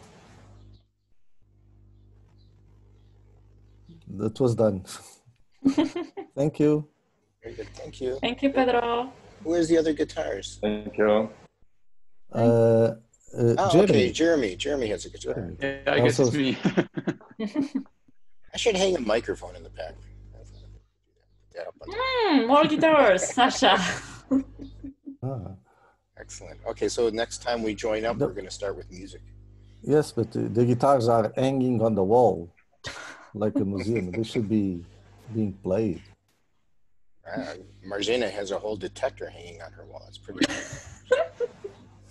Yes, I can bring it to our session. Yes. Okay, so see everybody tomorrow morning then, I guess. Thank you. Okay, bye. Bye. See you. So, bye. See you. Thanks, Bye-bye. Despina. See you. Bye. thank See you. you. See you tomorrow. Bye. Benedetto, you left? You left. No, Benedetto? Yes, I'm Are you still here. there? Oh, yeah. I said I had a ton of questions. Oh, If you have here I am. 1 minute or so, we Yeah, can sure. maybe discuss.